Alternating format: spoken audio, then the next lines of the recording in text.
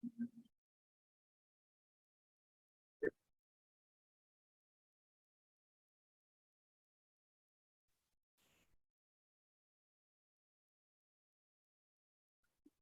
everybody. It's 9:32 on January 10th, and I'd like to call the first committee of the whole meeting to order. Of course, at 9:30. Be it that it's the first committee of the whole of the and the first council meeting, or sorry, first meeting of the municipality in 2023. I'd like to welcome you to the new year, and I'd also like to acknowledge that Jasper National Park and the municipality of Jasper are on Treaty 6 and 8 territories, as well as Métis Region 4. This land is a traditional territory, meeting ground, gathering place, traveling route, and home for the Deneza, Nehiawak, Anishinaabe, Secwepemc, Stoney Nakoda, and the Métis. The municipality of Jasper acknowledges the land in these territories, and to honor the relationship Indigenous people have with this land, to remind us of our responsibility and obligations to this place and to Indigenous peoples, and to affirm our accountability to address the ongoing impacts of colonialization that continue to affect Indigenous people. Thank you. I'd like to call to councillors if there's any additions to the agenda. Mayor Ireland. Thank you, Deputy Mayor Wilson. I would like to propose that under agenda item 4, we renumber and insert as 4.1 approval of minutes and as 4.2 business arising from the minutes. We're in the unusual situation where typically we would have had a regular council meeting since the last committee of the whole, where we would have approved the minutes from December 13th. They're on the agenda, but they've never been approved. They were approved. Oh, at December 20th, regular. my apologies, I misread the minutes. Okay. I withdraw it all. Okay, thank you for that. So, councillors, any other additions to the agenda? Having none, I'd like to look for a motion to approve the agenda as presented. Councillor Hall, all in favor? None opposed, motion carries. Coming up to item 3.1, committee of the whole minutes. Minutes for the says here the January 10th, but do we have The agenda for the January 10th, but the minutes from December 13th. Oh, December 13th, sorry, thank you for that. Any additions or any changes to the minutes, councillors? If not, do you have a councillor willing to make a motion to accept the minutes as they're just attached for information? Sure, thank you. Business arising. Yeah. Which brings us to business arising, item 4.1. Business arising, councillors. And so bringing us to item 5, delegations. We just had ATCO walk into the room. Not sure who at ATCO is presenting. If you could come to the mic and introduce yourselves, and I'll hand it over to you guys.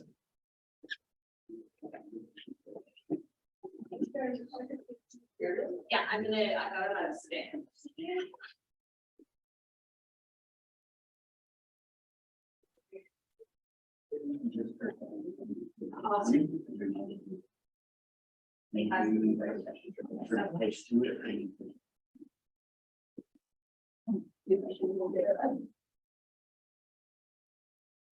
Might take a minute.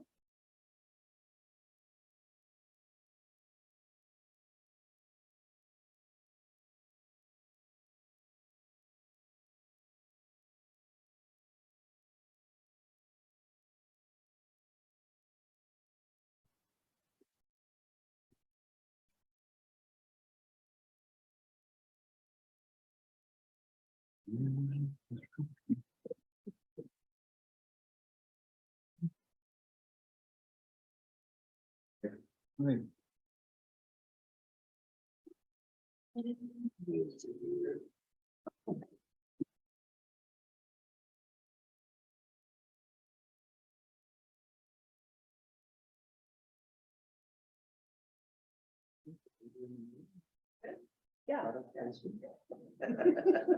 And I'll just watch you guys and I'll forward it to Joe. Next slide, please. All right, well, thank you very much for having us today. So the need to be rated to the microphone, but the YouTube recording won't, so whoever the speaker is should probably just be. Right up. You can swallow. Close. All right, better? There you go. Well, thank you very much for having us today. We are here to talk about ATCO's response to the Chettaman wildfire. I'll start by introducing the team and walk through our agenda. I am Amanda Mattern. At the time of the incident, was the regional manager and the incident commander for the response. Since then, taken on a new role of vice president of operations for electric. And then I'll turn to my side and let everybody else introduce themselves. Hi, everybody, Bill Friesen. I'm the operations manager for the Jasper area and was the operations chief for the fire event here in Jasper.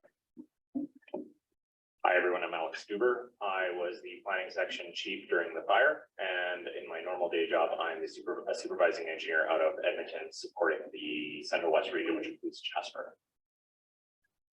Tanya Curtis. I was here during the fire in the Community Information Center, customer sales rep for the Jasper area.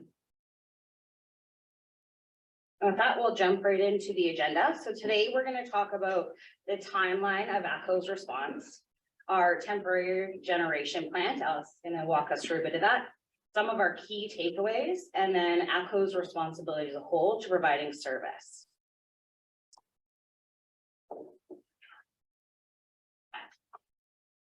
Perfect. So what we'll do is walk through a very quick outline of the timeline of events.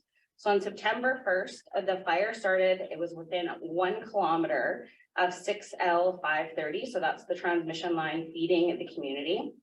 We initiated our ICC and we began sourcing generation from available contractors on September 1st. September 2nd, the fire doubled in size and is now within 500 meters of our transmission line. ATCO contracts generation to be mobilized to Jasper. On the 3rd, our ICC team mobilized to Jasper as the first generators arrived. On September 4th, the fire breached the transmission line through the right-of-way, threatening structures and causing a temporary trip. So that was when we lost power and we were able to restore it. The first generators were on site and ready to be commissioned. September 5th, we lost 6L 530. Early in the morning, we switched on the generator systems to to feed critical loads from the available generators while the others were being commissioned. Between September 6th and the 12th, we brought in additional generations online and remaining core residential load was picked up. On September 13th, repairs to the 6L 350, which is the transmission line, was completed and the line was re-energized. We transferred the load from generation back to the grid connection. Throughout all of this event, we had upwards of 75 people working on various aspects of our restoration efforts. Thing to keep in mind, that was also throughout the September long weekend. So finding resources was a little challenging, not so much for ATCO, but some of our contractors to bring in some of those additional resources we needed to man the event. So with that, Alex is going to talk a little bit about some of the outages we saw between those days.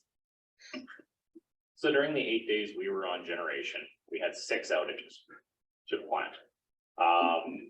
The first one was September 6th, which was the day after we brought in generation. This was just as we were preparing to take a planned outage to bring in more units and connect them to the system. But unfortunately, prior to that, one of our units tripped on knock. We had a similar outage the following day where that same unit tripped on knock again.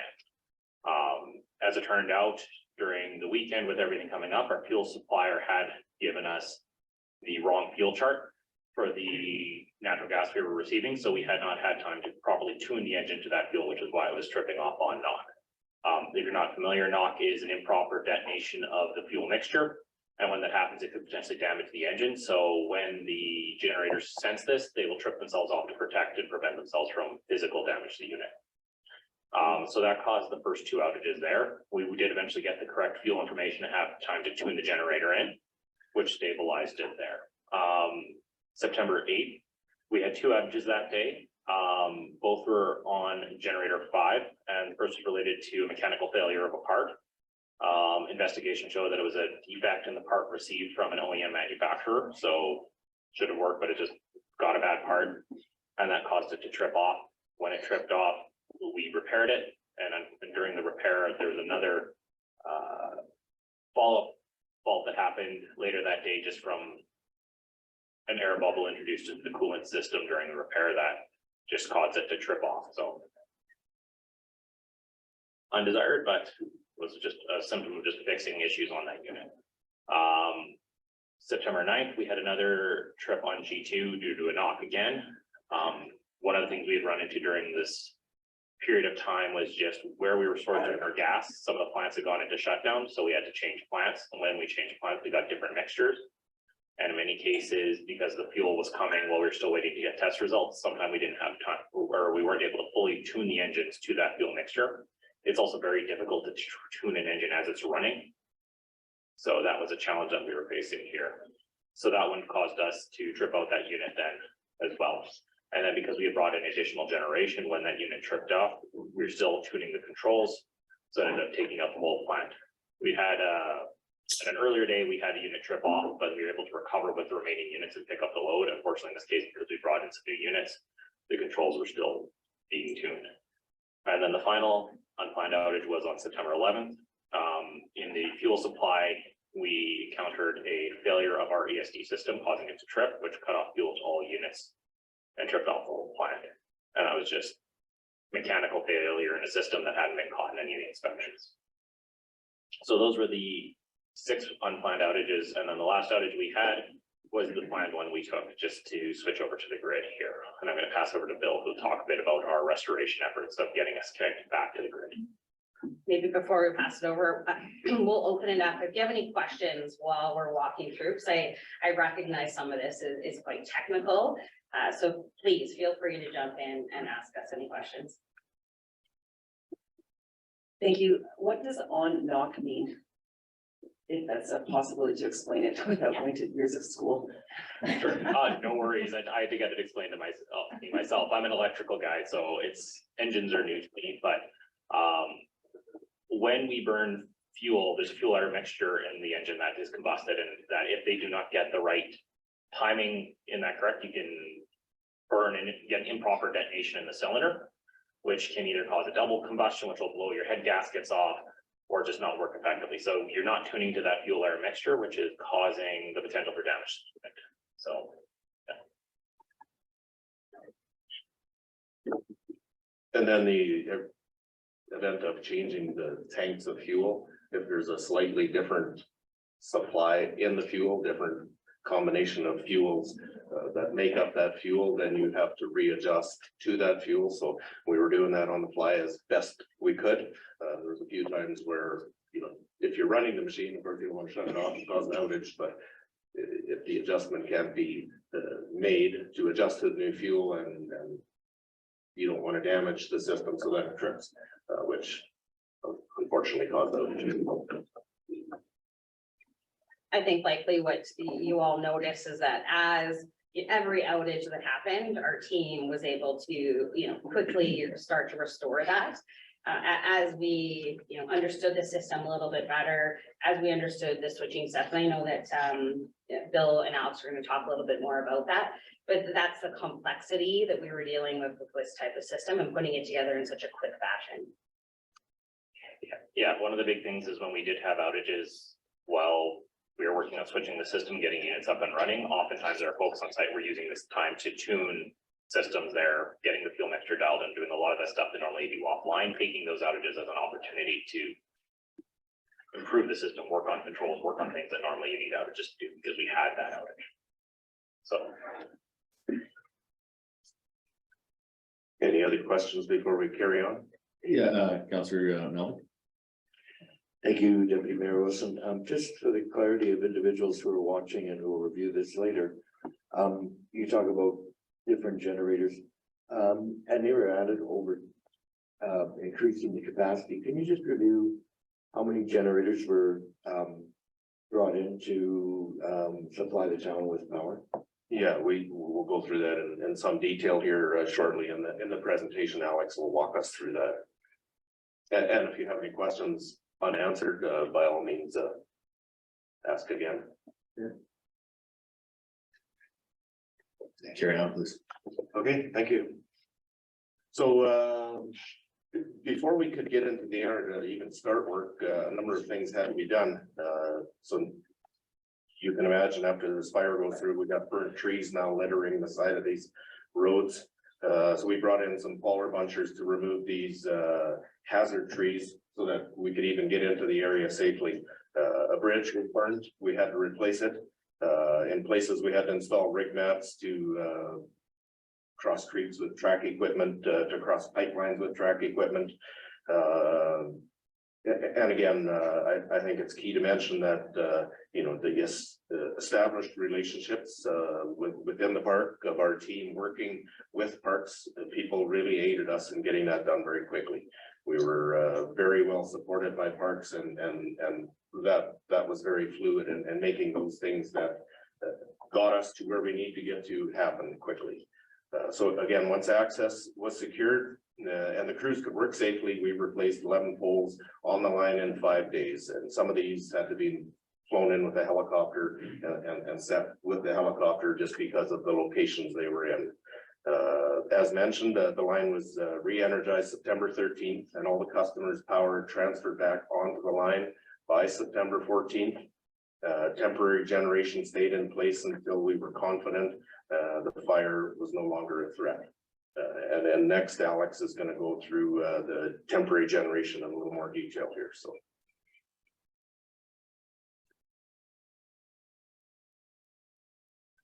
All right, thank you, Bill. So there's some questions on what was our plant, and I just want to give you some idea of the complexity of what we had to put together here in 4 days. So on your screen, you'll see some set of photos. The first one on the left is of the plant we set up at outside of our Sheridan substation, which is the old Palisade site. We had a small office trailer and 6 different generating units there at any one point in time. Additionally, there was a vaporizer and 1 to 2 LNG fuel trailers at any one point in time. And then shown on the right is better details our vaporizer, because one of the challenges with using LNG is you can't just pump it directly to a generator. You need to take it, warm it up so you can get into that gasified state and fuel into it. So we had some complexities in our fuel system as a result there, but from this, it wasn't just we could feed all 5 of our units off a single interface. Going to the next, we have more details on the specific generators we had. So I talked about we had 6 generators in total there. We actually had swapped out one of those during the outage for a larger unit, just to improve our capacity to serve load. The first 2 units that we had delivered on September 4th were generator 1 and generator 2. For the most part, generator 2 did most of the work in those early days. And then on September 6th, we had brought in another 4 units.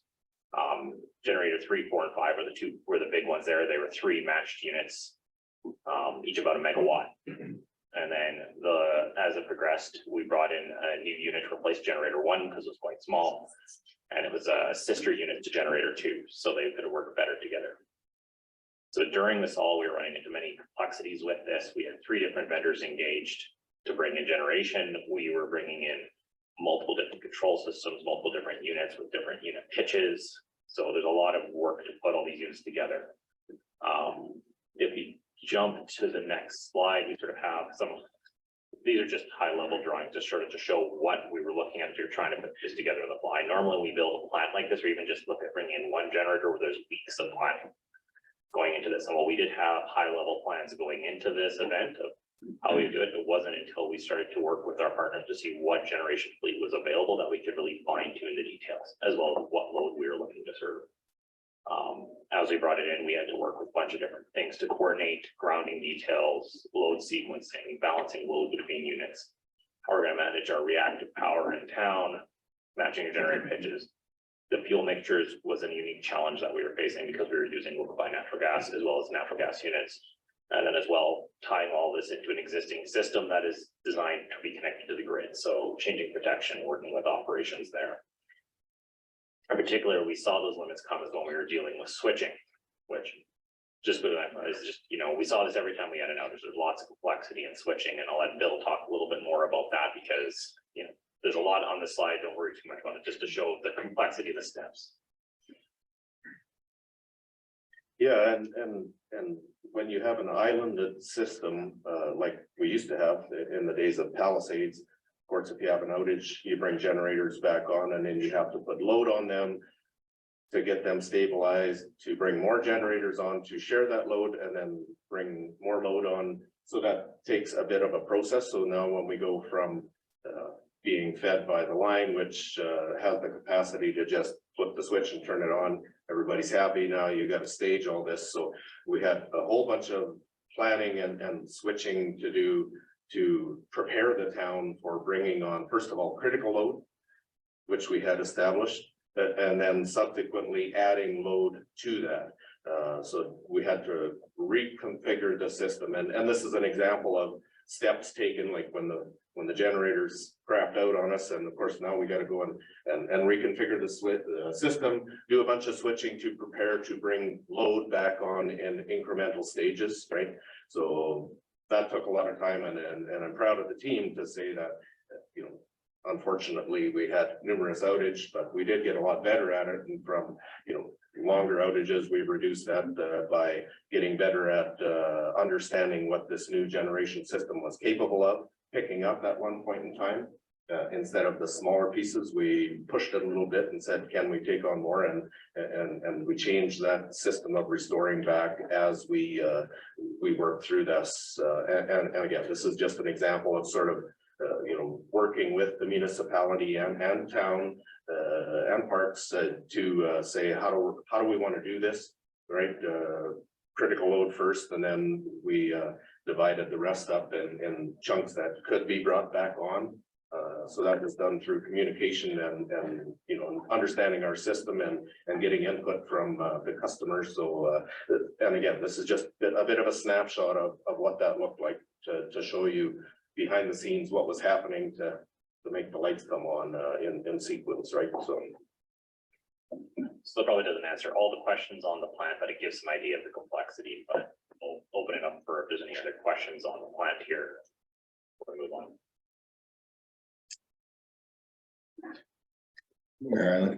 Thank you, Deputy Mayor. I presume it can come at a later time. We'll get back into the questions, but can you address, at least briefly now, why LNG as the fuel source and not, say, diesel or something else?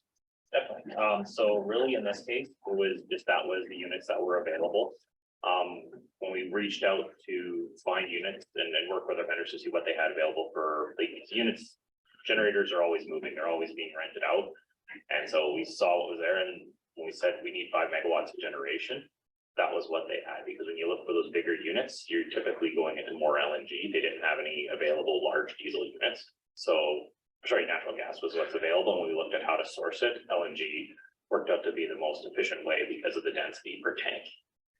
We were bringing in fewer tanks, which allowed us to store more on site and reduce the amount of changeover. So that's why we went with LNG. Maybe I'll just add to that. I know Bill's going to talk a little bit about the practice exercise that we had done the year previous. And based on that practice exercise, the plan was to ensure critical load, and that we would in our plan, our make-believe plan that ended up happening the following year, was based on bringing in diesel generation. With it, to Alex's point, the sheer volume of load that we needed, that was the option at hand.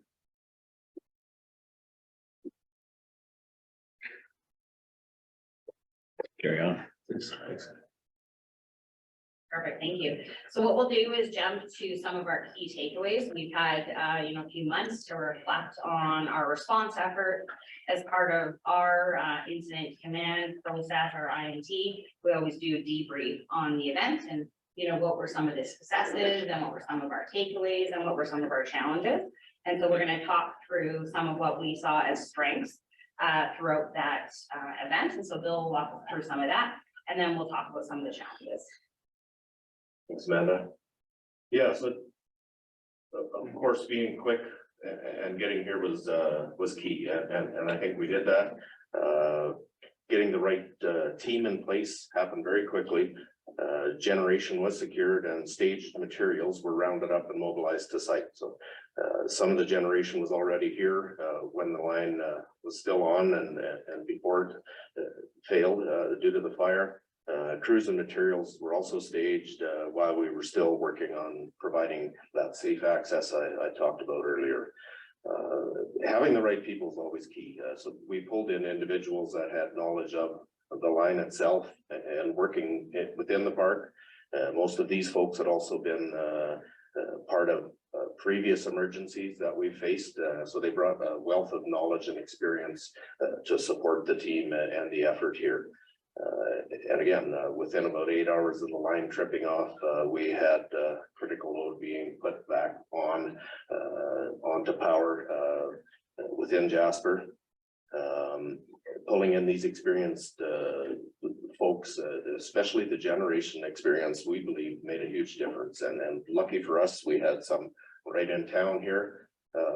And as Alex mentioned, so bringing generation like this onto line to serve customers typically takes months of, if not years of planning, designing, and testing. And we did that in days. And again, as we've mentioned before, I've mentioned part of that testing was, of course, through those outages we had, right? I think that's a normal course of action when you build a self-standing generation facility to get it to work. And unfortunately, that was online because it had to be the way it worked. So the line was built to withstand all regular types of outage causing effects. So even with the severity of the fire, we experienced only 11 structures out of the 180 or so that the fire burned past. So up until the fire, this line done exactly what it was designed to do. It stayed on since we energized it. So to us, that's a positive. Safety is paramount for us. So ensuring that those crews are going to be working in a safe area when they went to work had to be done, and we did this with great results. Communication in any event is always key. We had a well-established relationship with both parks and the municipality. This was key in working together, both in the bush rebuilding the line, as well as in town bringing on critical load and customers. And as Amanda mentioned, last year we held an exercise where we involved all of the local stakeholders. We worked through a scenario, a fire exactly like this. From that, we got detailed lists of critical loads, and like I said, in 8 hours, those critical loads were being brought back up to serve the community. So with that, I'm going to hand it over to Tanya and speak a little bit about the work she did at the community center, supporting the community itself. Okay, so my time at the Jasper Community Info Center was very well received by the community. I met with so many residents, workers, businesses, tourists, and even a trip to the local senior center with so many great questions and comments. I think having an in-person contact for people to come, have a discussion with, ask questions, and receive updates went very well. The Jasperites were so warm and welcoming, even in the midst of a crisis. Being at the center every day made me feel this true sense of a caring and compassionate community. The generosity of each business, big and small, was truly remarkable to witness. Glenda the Great and her daily soups and lunches were great and super yummy. It was amazing to see how many people utilized her free lunches, all from local donations, along with all the other services such as free Wi-Fi, phone charging, showers, parks, and ATCO updates. and the community center staff taking all suggestions people had and stepping up. In some cases, including bringing ice in for residents and a Mexican food truck. Truly an amazing community, I feel. Tanya. You know, when we do these debriefs, it's not all roses, and there's obviously some lessons to be learned in any of these type of events. And so, you know, we wanted to walk through a few of the challenges that we faced throughout the restoration efforts. The first being our outage map details. Mayor Ireland, we'd be very familiar with how we referred people to our outage map on all the super fun media scrum days that we had. And unfortunately, the outage map was having technical issues and it wasn't showing the proper information. And so we were referring our customers to data that wasn't quite right for the moment in time. And so we do have a team that's been looking at that. Our incident command center, the actual location was in our local office here. That didn't work out so well for us. Of course, you know, with the interruptions, it was in the middle of one of our media scrums that our generators decided to kick out. And so the lights went down while we were doing that. And so that proved to be challenging. Now we did have some of our own backup generation. The location itself wasn't big enough also for the magnitude of the event. So that was a bit challenging and something we're going to look at as far as having a backup generation. And thank goodness for the JPL who worked with us as partners throughout that and took really good care of us and our incident command center. So big kudos to them. Crossover shifts, you know, in any of these type of events, we all have the drive to see it through. However, we need to make sure that we're taking care of, you know, ourselves and getting enough of that rest. And a few of us probably should have had a cross shift, myself included, a bit more throughout the length of the event. And so something important that we need to consider for future events. Although the media scrums were very well received and it was really good to be able to get the information to the customers, being the incident commander and also wearing that hat didn't work out so well because they needed to be in the room making decisions and sort of effectively overseeing the operation. And so that's something we would likely change, bringing in maybe a deputy incident commander or perhaps someone from our corporate communications to manage that. It was really important to get the information out. It just, I probably shouldn't have been the one communicating that while I was trying to run the event. And then I'm going to pass it over to Alice to talk a little bit about, obviously, our fuel supply and the generation and some of those challenges. Yeah, definitely. We also faced and learned the many challenges with our generation system. You know, the fuel supply, we've talked about it. LNG is not usually our first choice. It's a more finicky fuel than diesel or even just normal natural gas. And, you know, with us running the system live, tuning the engines to the different mixture was something that did add challenge to the overall complex situation. So working through, you know, we're learning at that a lot and working on building better practices around that for how we can do this if we are in the future. You know, and this was, when we looked at this, you know, we talked about how we'd done the initial exercises earlier in the year and we've done a lot of planning around serving critical loads. However, as we went into the event, we found us ultimately having to design to serve for more load than just that critical and that we initially planned for, which required us to be bringing in more generation and operating more units at any one time, which ultimately added complexity to switching to the overall plant and made it harder for us generally to be stable. And when we did experience issues, longer times to get it up and running.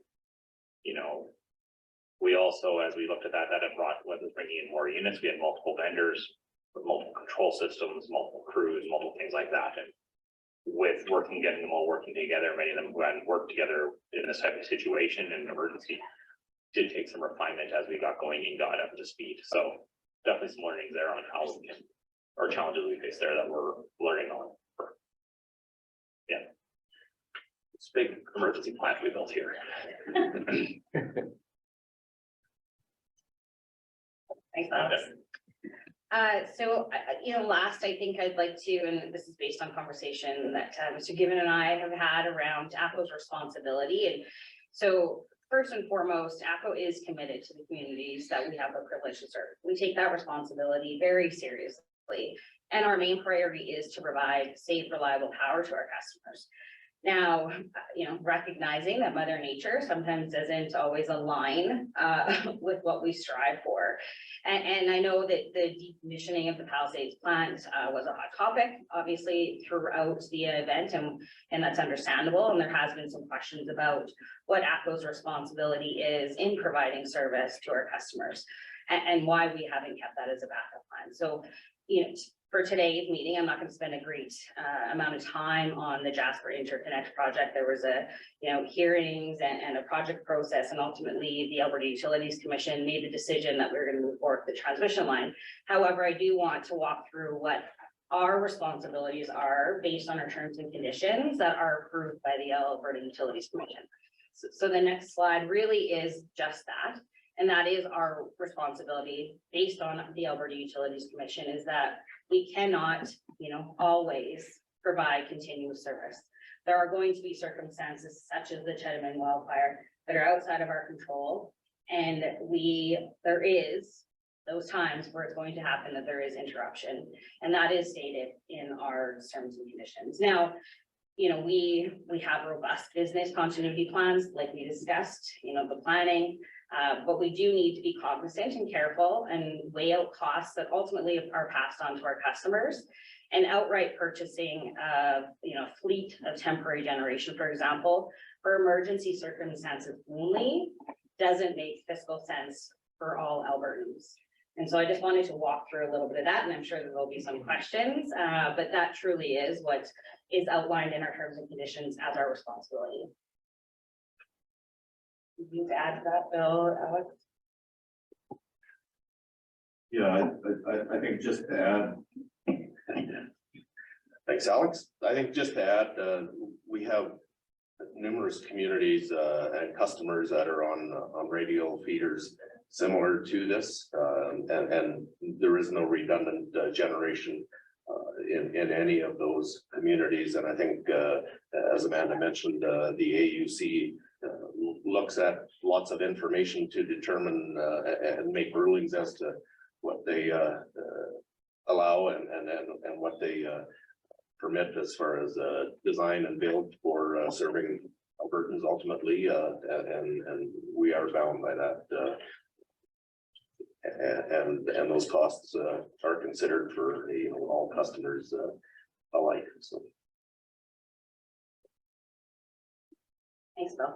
That is, our formal presentation, but of course we are open to any further questions that anybody has.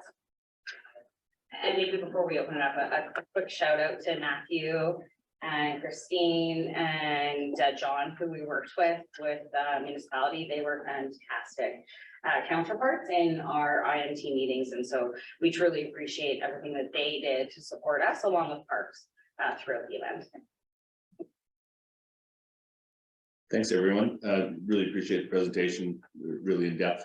And just before I open it up to councillors, just on the last point about redundancies, and totally agree, we're at the end of the line here, but we do in our backyard have a redundancy that I would hope that you guys are exploring. I got the opportunity last term to walk through with you, Bill, with regards to the Astoria Dam, and I know that couldn't be brought online at the same time as generators for feeding, but what are the possibilities there? And I would hope that ATCO might be looking into that opportunity as well.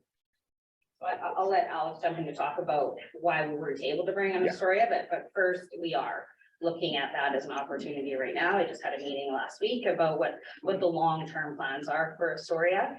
So we'll, like anything, it takes a few months to do a study and take a look and see what those opportunities are, but we are actively looking at that. We also are big fans of Astoria. Yeah, and you mentioned that you were aware of why it wasn't able to be brought up, and just for those who aren't, with the way the units at Astoria are set up, they're not able to generate as an island and weren't able to synchronize with the controls that we had operating with our overall plant that we built at Sheridan. So it just wouldn't have fit in there without adding some additional stability to the system. That was ultimately why it stayed off for the duration of the outage. But definitely, looking at opportunities to see how we can change that next time around. And we're even doing a feasibility study with solar at our wastewater treatment plant. So I'm sure we're working with you on that as well. But just for the record, as we're talking, just before we finish talking about Astoria, what are the current capabilities of the Astoria Dam? Is it about 5 megawatts? Or? No. It's about, say, 1.3 megawatts of Yeah. power is what we could probably reliably get out of it in a given situation. That of course changes with the year with the water available, but that's what we look at. Great, thank you. Councillors, questions? Mayor Island. Thank you, Deputy Mayor Wilson. I have a whole page of questions, so you can stop me at any time. But I appreciate this opportunity. I wanted to begin by thanking all of you and ATCO generally for the response in particular. From my perspective, each of you was really wonderful to work with, and I worked most closely with you, and I really appreciated that. Tanya, I got to see you at our reception center, and you were doing a marvelous job with our residents. I really thank you for that. Bill and Alex, I didn't see much of you because you were busy working, which is where you belong. But the response really was quite spectacular, and I'm still only now learning about the complexities of what you had to deal with, and I learned some more today. So my appreciation level continues to grow, but it was high to start with. And Amanda, I appreciate you indicated that one of the learnings is that maybe your role is something other than being part of the media scrum, but I have to say, I really appreciated you being there. For one thing, you deflected all the questions, so I had very little to do, but your level of knowledge was critical in that process. And so while I appreciate that, maybe you're looking at a communications person to do that job. That level of expertise was what the media was interested in, and nobody could provide that better than you. So thank you for that. But if you want to steal a page from our book, I am specifically excluded from the ACC. You just don't let me there. But that gives me time to deal with media. Anyway, I start with that, but I do have a number of questions. Firstly, the presentation, I assume that can be made available for us. It'd be nice to go through this. It might be nice to see it ahead of time, and I could have refined questions, but you can share that presentation that was on the screen, I presume. Yeah, we can share that. All right. Thank you.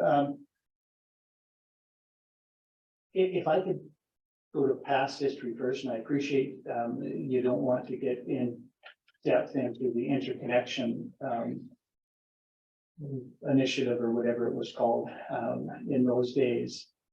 But just because there are still questions circulating in the community, can you just confirm that matter followed the required process in Alberta, and there was a hearing before the Alberta Utilities Commission in Calgary? That went on, my recollection is, for several weeks. We, the municipality, had engaged a law firm in Calgary to sit not as an intervener, but to give us briefings. But there were other interveners opposed, and the entire issue of whether or not the line should be overground or buried was canvassed at that time, and the decision was made by the Alberta Utilities Commission. Is my understanding correct of that process? The understanding is correct. The only thing that I would maybe correct in that is, the weeks part, that project was years, based on, stakeholder engagement. And you're correct in that the submission that was put forward by ATCO to the commission had 3 options. One being the transmission. The second option was upgrading the generation on site. And the third was doing a transmission line and keeping Palisades at some capacity as generation. The underground versus overhead, all of that was part of the submission. And ultimately, as you mentioned, there's interveners that had questions on decisions that were being made by the Alberta Utilities Commission. But ultimately, the first option, which was to bring in transmission, was what was approved at the AEC. but you're absolutely right that there was a lot of stakeholder engagement and, there were some people that were opposed to the decision. But at the end of the day, it is the regulator who decides, which route we went. Thank you for that. As of, say, September 1st, when the fire broke out, do you know what was the load for Jasper, or what would have been a typical load for a September long weekend in Jasper? I'm gonna pass that question to Alex. I bet you know the exact number. I think going into the fire, we were looking around, I want to say 8 megawatts is what we were sitting at, looking at. That was everything, outlying areas, Jasper Park Lodge, everything, we're sitting around there. During the fire with our modeling and with what we had done with getting Jasper Park Lodge on their own generation, identifying some outlying areas that we were going to keep off because of system stability, we are looking at within the core town around 4 to 5 megawatts. And ultimately, when as we were sizing the plant and bringing in the additional generation, we were getting up to serving that 4 to 5 megawatts. Final plant size was around 6, which was ideally to give us enough to handle that 4 to 5 with a bit of spinning was good. Still a little small compared to the old Palisades plant, but with what we were able to source and bring in, that's what we were working towards. I'll just add that, community members did their part. Every night, we were kind of biting our nails to see, what load was gonna be turned on. Is everybody gonna turn their, washers and dryers and stoves? But it was remarkable to see that the community really, took what we had asked to do in conservation, and they took that to heart and they really didn't. So every night we were quite surprised at the load. And so we obviously, thank the residents for everything they did throughout the event for conservation. Yeah, it did help a lot. At times we were seeing towards the end, we're probably seeing closer to, I'd say 2 to 3 megawatts just because of the conservation efforts that have been taken there, as well as sort of work with some of the other businesses in town to reach load. So that did help us stretch our generation. Including the local student who made these at the Community Information Center. Oh, Scott, it was amazing. All right, so just for a frame of reference, typically the entire area of the town, the outlying commercial accommodations, everybody on 6L 530 in one form or another, would draw about 8 megawatts, and the generated capacity at maximum, when all 6 generators were brought in, would have been about 5 or maybe a little over 5. Is that what you said, 5? A little over 5, and 8 would be the average. Now, on a long weekend like that, going in, I believe occupancy was around, 100% everywhere. So that could peak. It could peak around the 9, 10.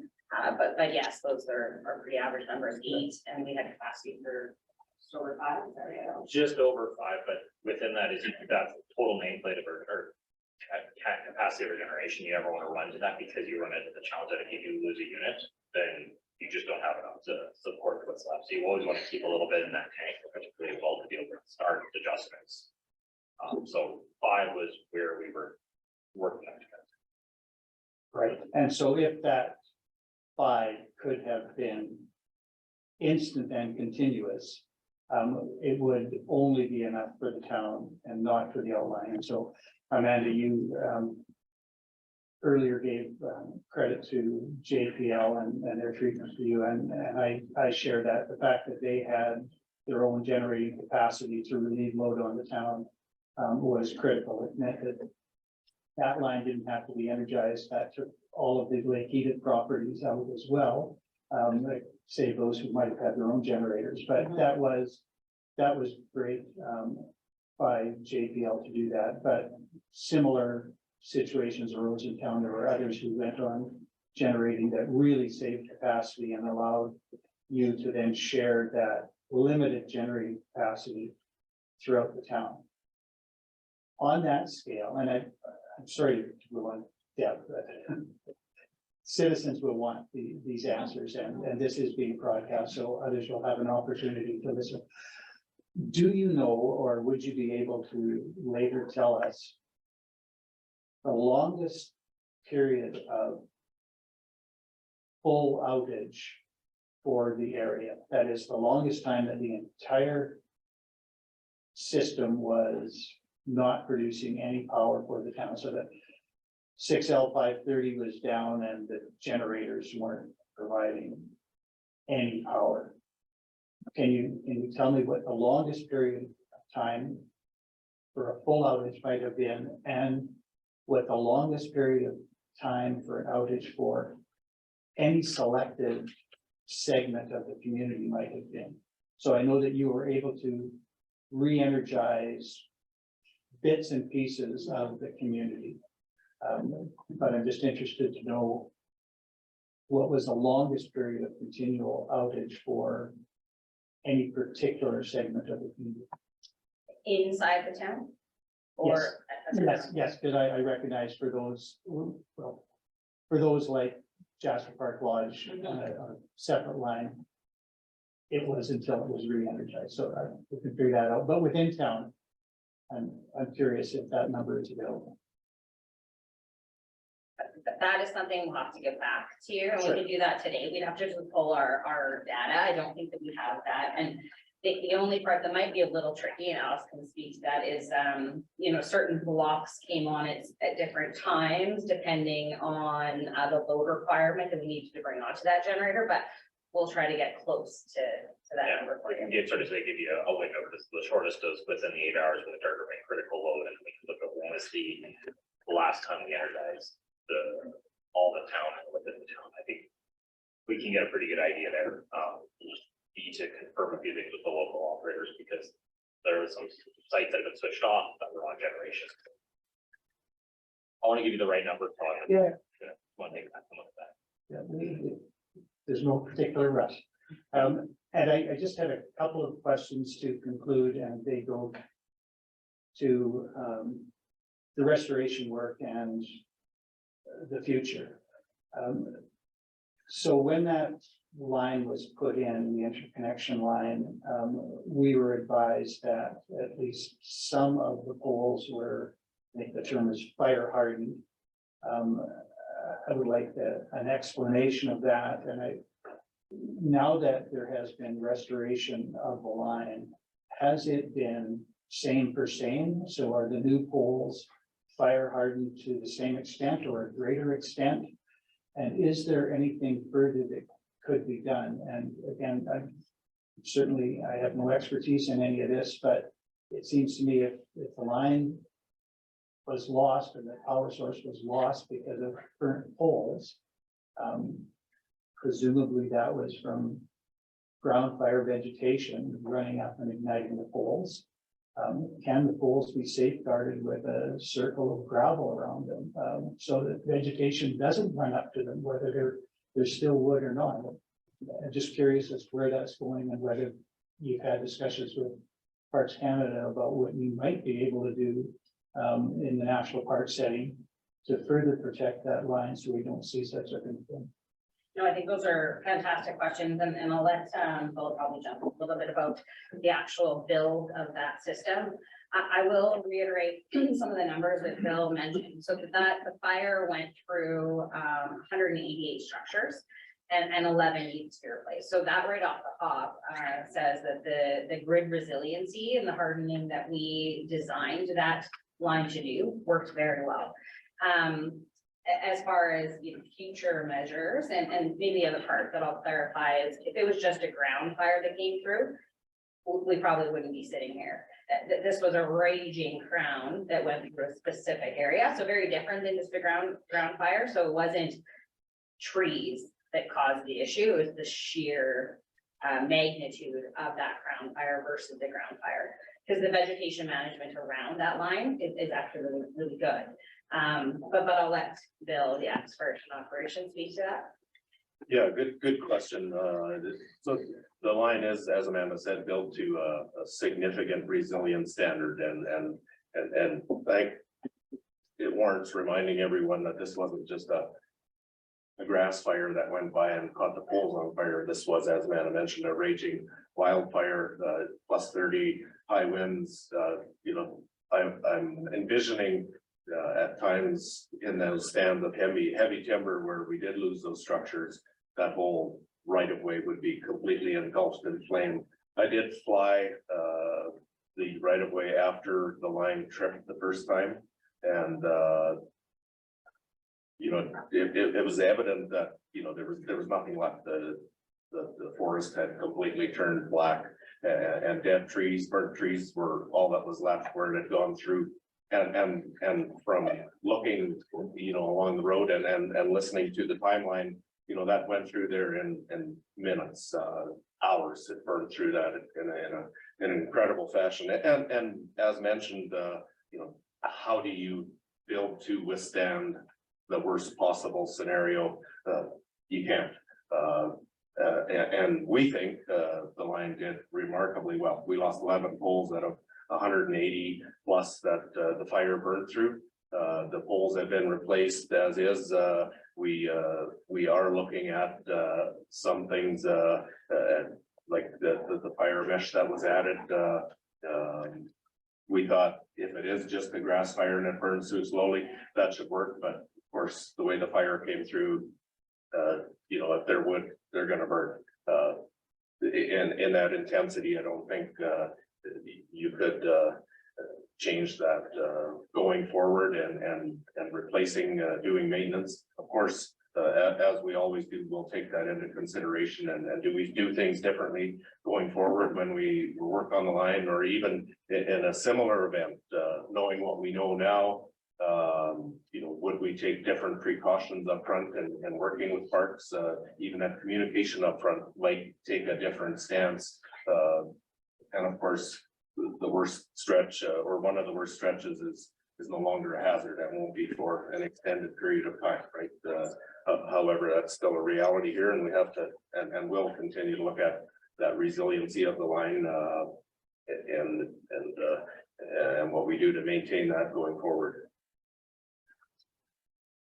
Thank you. My very last question, if I may, have you costed ATCO's response? And can you share that if you have? We have approximate, so we're still gathering costs, but right now, again, approximate generation is sitting in and around that $2 million mark. Our full restoration efforts, including, you know, the distribution side, you know, the team of 75 people that were working on it, is approximately $3.5 million. 3 months. Thank you for that. And Expensive long weekend. well, I thank all of you for coming and sharing all that information and providing answers to my questions. And I thank Deputy Mayor Wilson for his indulgence to let me go on, and I will now turn it over to my colleagues. Thank you very much. Well, I knew I had to get my question in there first because we would have lost track of what we were discussing earlier. So thank you. Councillor Hull. Thank you, Deputy Mayor Wilson, and thank you for your presentation today and your response back in September. What could have potentially been weeks without power, which is what residents thought, turned into 8 days. So, and if we weren't already experts in generators, we all are now. I have a couple of questions, very simple. My first is, are there other communities like ours that are at the end of the line? Yeah, we have several we call radio transmission fed communities throughout Alberta. And when I say we, I mean that's us and other distribution companies throughout Alberta. Sorry, my second question, and this is because I've got this question from a lot of residents and kind of relates to end of the line. Is there a reason that it seems that when power comes back on, it starts in the east and moves to the west end of town?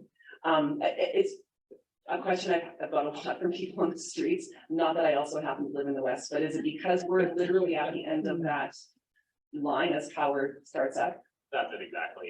Is that the source being up by Jasper Palisades, or sorry, the Sheridan sub is it's on the west side of, or east side of town. So it will move through as we bring in energizing, we're picking up sections, and the challenge with the switching complexity there is we can't just ignore the loads as we go past because it's hard to go back and switch them in. So we're closing in big block switching. Unfortunately, when we were limited in capacity, and sometimes that meant the west didn't get picked up until a little later. So So you have to start in the east, and as things go, you can click on more and more. You can't start over there. And it doesn't. We have some doesn't- flexibility, but part of it as well is that we are bringing load onto the generators, tuning them up as we are also looking for specific sizes of loads. And the west was always, the west was always the largest chunk of it. Thank you. Yeah, if you think of it as plugging in 5,000 extension cords, you gotta start at the source and then keep plugging into the one. You can't plug the last one in first because there's no power to that cord, so.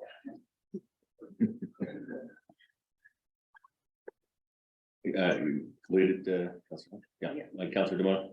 Thank you. I don't know if I had as many questions as the mayor, but some were answered already. And I did have a few, but one of them I could probably address here because it kind of links to what Councillor Hall just said. And thank you very much. By the way, I think the response, with all the information that we get, and the more that we're educated about what it took to make that happen is incredible. So I think, I can't speak on behalf of everybody, but I'm certainly very grateful that we were able to get power back to the community in such a short amount of time, considering the magnitude of it. Just kind of dovetailing on Councillor Hall's questioning, is there an opportunity for our critical infrastructure to enhance our grid startups for when we do have power outages, particular in the area of seniors lodges, gas stations, things like that, help people in the community? Because there were times where we needed to access some stuff that or businesses that, the community and visitors alike couldn't do that. And I'm just wondering, working with the municipality, if there are any indicators where we can enhance that service. Yeah, I think, we're doing some work currently with the municipality and parks and the municipality specifically around some additional green sources of power like solar and different things. But we can also support, in what those loads are and where, critical infrastructure has to be supported at all times. We're somewhat bound by similar rules as in the temporary generation, right? As a point of service, you can install backup generation for that service. But if you install anything bigger than that, then it becomes regulated and customers and companies like us alike are regulated by those regulations, right? As in, for example, Jasper Park Lodge, they have backup power that they can feed themselves, but they couldn't say, oh, well, let's feed back into the grid and feed town. But then that becomes regulated if it's outside of that point of service. So if you have specific questions about specific locations, loads, and that type of thing, we can definitely support and look at that and help with what that would look like to sort generation for those sites. Yeah, I was just wondering if any opportunities came up where we can look at tweaking things to make it better. And, I know that there's a lot of in-ground connections that need to be adjusted and things like that. So it's a bigger project. But, I'm looking for the safety of the community first. And I think having said that, I realize that, through regulations and being responsible to all of Alberta, you're bound by certain things. And my only comment to that is that, even though you don't have to provide continuous service, it's probably the right thing to do. And I know that you're just delivering the message and what you're bound to, but yeah, as the conversations move upwards from meetings like this, as well as something that a goal could be for the company, even though, we do have a lot of communities like Jasper at the end of the chain. Building resiliency to all those communities could be a future goal, and just say that we don't have to, but, this is kind of the next step, to providing that service. It's kind of a goodwill thing, right? That's, it's a loaded question or a loaded comment. I think it was more of a comment than a question. I didn't want to put you on the spot with that. No. And I think that, my response is that and for us to do that, there's obviously a cost associated to it. That cost and the way the transmission costs are divvied up is that all Albertans pay for that. And so we need to be cognizant of that. The regulator needs to be cognizant of that. And so how do you fund those backup situations for all of those communities? But I appreciate your comment and where you're going with that. Absolutely. Yeah, just if I could add, Amanda, we are also measured on our performance of those power lines and are held to account for the performance of those. So we are continuously working at improving that performance through things like our grid resiliency, and some of that work is going on within the park right now. We're doing some more work to reduce fire risk and ultimately provide better service. So that's an ongoing thing, and that's part of our what we do and what we believe in. And like you, we want to provide perfect power, but of course we can't. You can at a cost, but you can't. I think that being said, we're always looking at opportunities to do that even better. That's ongoing. And I think, going to the transmission setup design, initially, I think when we got the information delivered, it was going to save ATCO $30 million by 2040, something to that. So hopefully by 2040, this doesn't happen another 10 times, because then it would have been in the first place. Sorry, I see some head shaking there. But anyway, appreciate that. I have a few more, but I'd let the rest of council have the opportunity. Thank you, Deputy Mayor, and you find people for that. Councillor Melvin, go ahead. Thank you, Deputy Mayor Wilson. A couple of quick questions. One of them is more for knowledge. The line that comes in, how much is it in excess of what the maximum the community currently uses? The reason I ask is we have opportunities for additional residential over the course of time, and just, how close are we to the maximum of the power that's being brought into the community? I don't have an exact number, but there's a number of factors there, but I don't think we're anywhere close, like a 10 megawatts-ish for the current load. There's lots of capacity there. I believe substation is probably 25, double that for transformer sizes, just because that's what's available. So from a transmission line, I don't consider it an issue. It's hard to say, because I say that you can add double the size of the town. Well, no, it depends on where you double it, but I wouldn't see there being any constraints with the transmission system. Thank you for that. And I guess my next question is, in the event that this happens again, but outside the park, what was initiated here in the community would be replicated. You just wouldn't have the Parks Canada component in managing the fire situation, which could occur in Yellowhead County. In other words, the line travels a distance before it hits the park. And I imagine that if it occurred outside the park, the response would be similar to what we've just been through, with it locally, the generation provided locally here, or would you stage that generation at another location? I see. No, the response would be very similar. The location of that generation, and I think you guys saw, and feel free to jump in here, the location of that generation, we were lucky that we had that spot and that square footage. And I don't know if anybody had been up there to see any of the generation, but we were tight in there with those 6 units. So the restoration effort would look similar. Yeah, and I think the plan is that when Palisades is done being returned to its natural state, we are still going to have space there for material storage and events such as this, right? To be able to bring generation in if required. So there's already some thought on how would that look, and does that change what our current plan for footprint there is? So that's definitely being considered. But again, our point of service is Jasper. So once you get outside of the park, that's Fortis, Alberta. So our generation wouldn't be put anywhere other than within our jurisdiction, within the park here.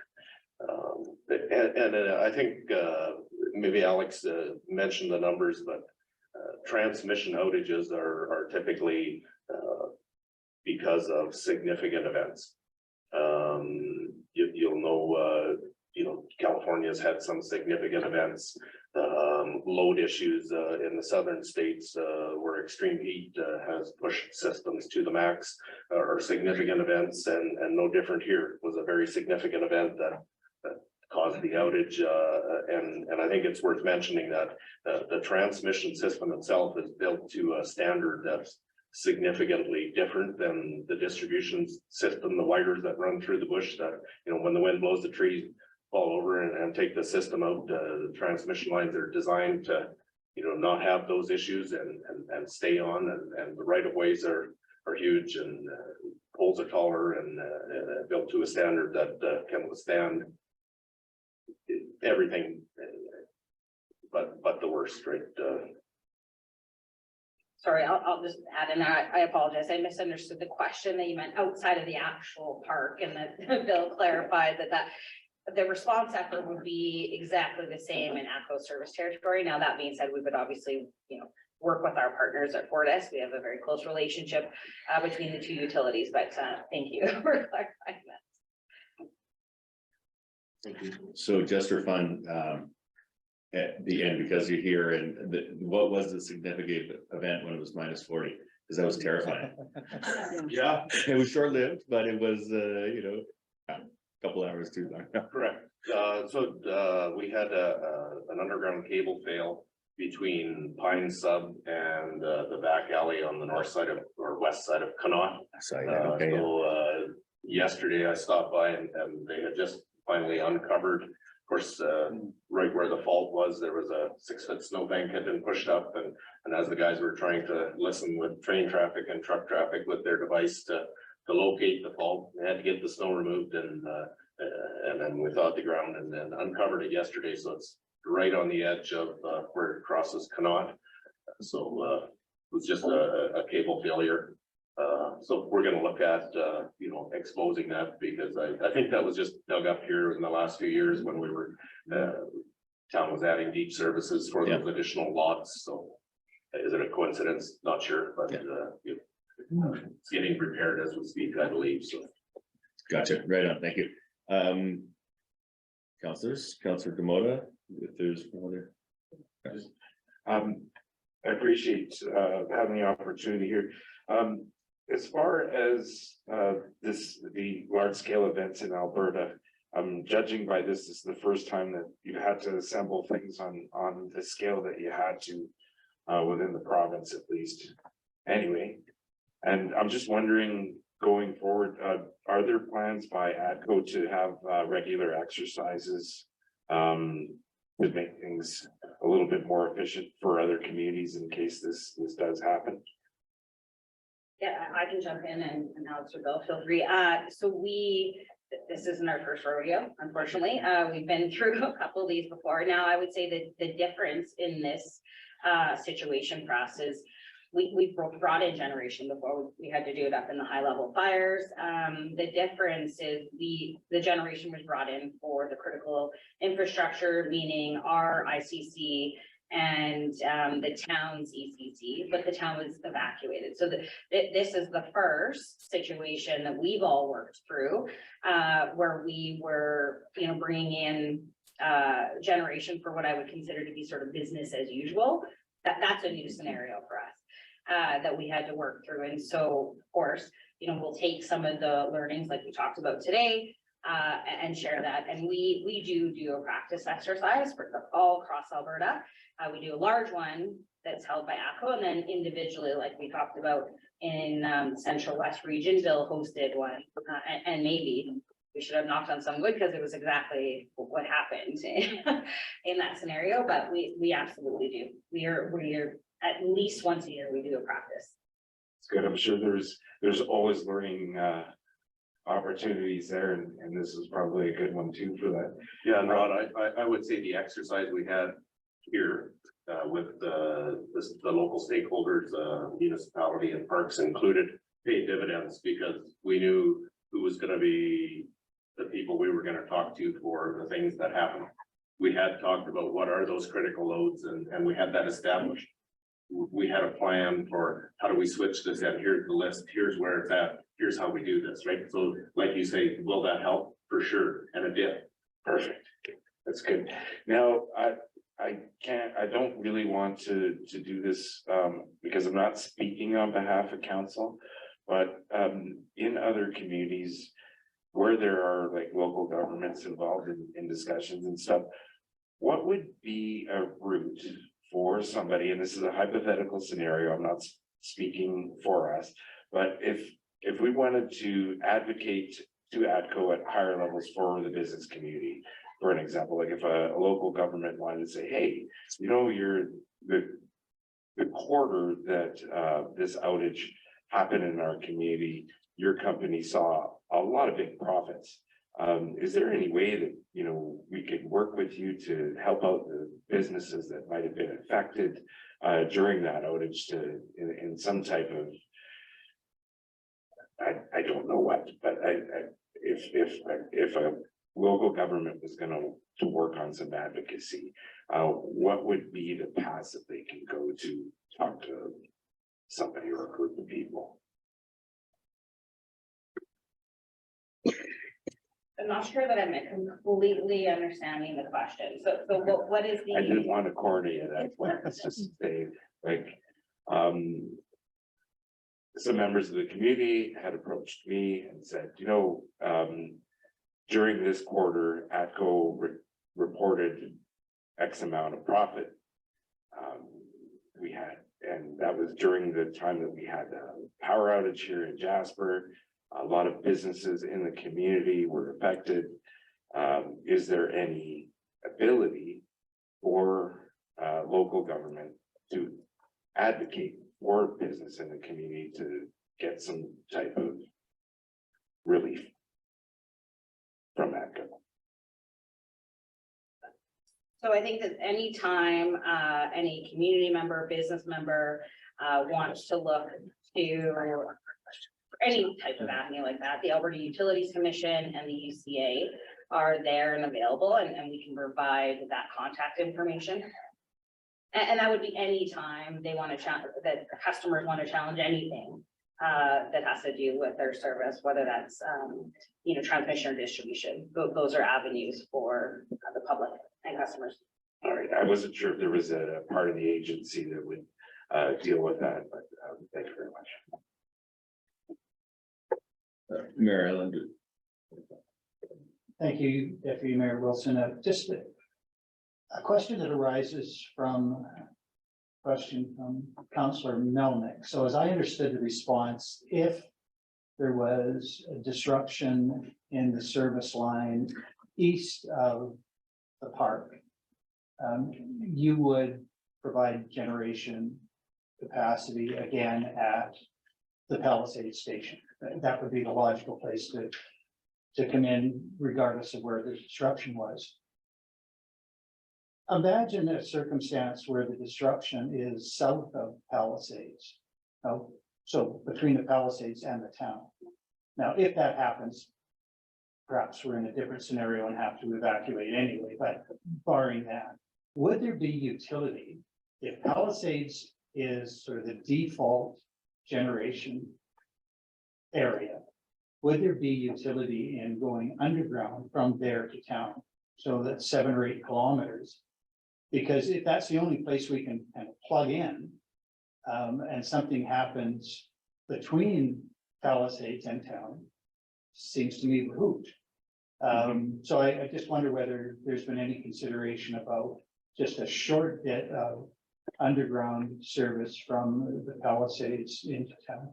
So, good news, it already exists.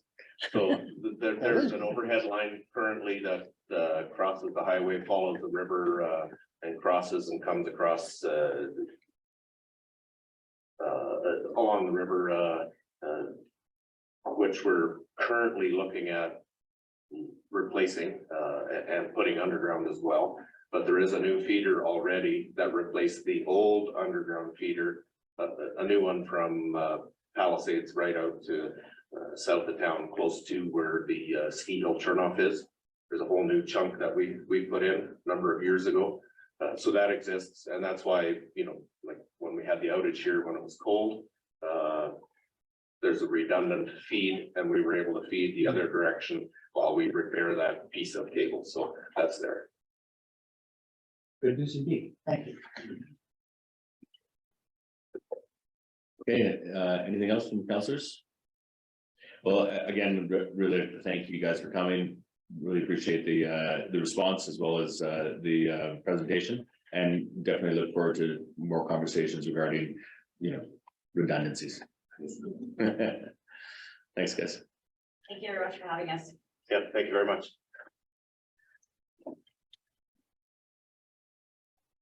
Well, I think we'll call a 10-minute break. We'll be back at 11, well, it's called 11 o'clock. We'll do that. Okay. Hello, everybody.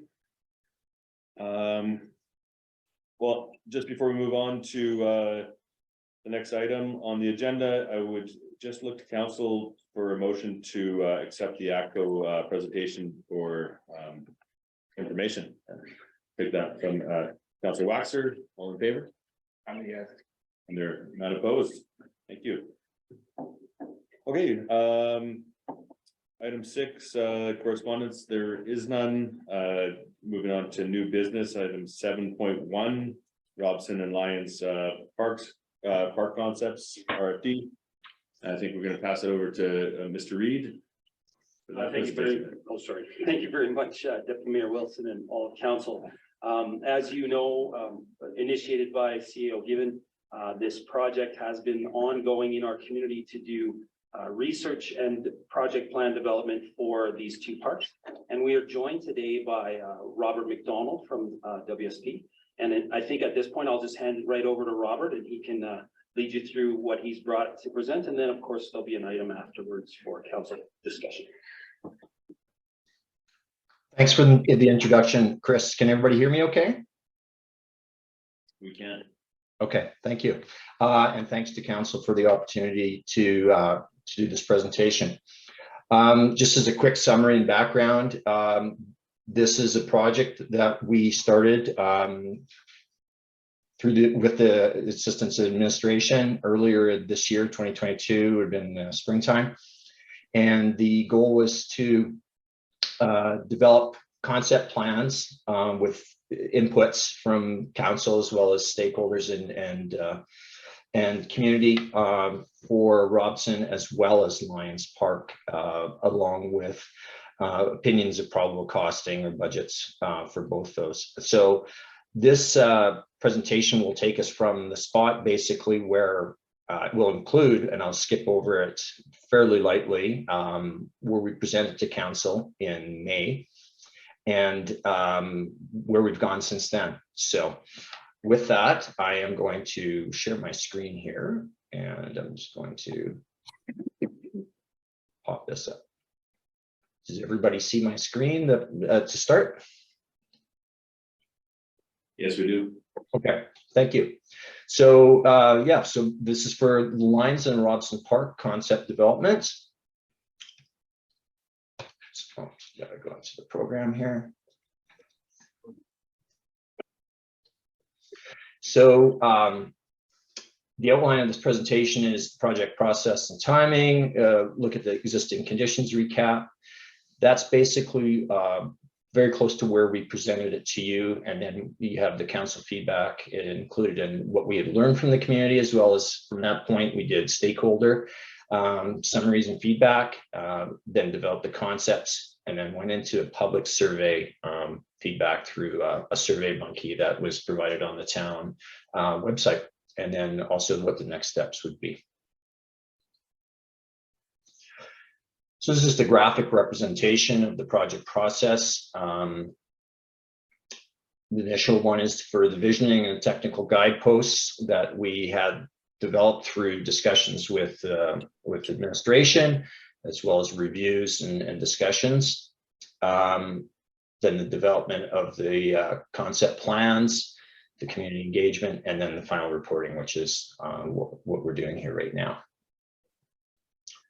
So just quickly, the existing conditions recap for both these. So starting with Robson, it's a park that's used by a lot of different user types, from local residents, the school, which is right beside it, people that might be using the public library, as well as the tourist and the central people that might be visiting the central business district.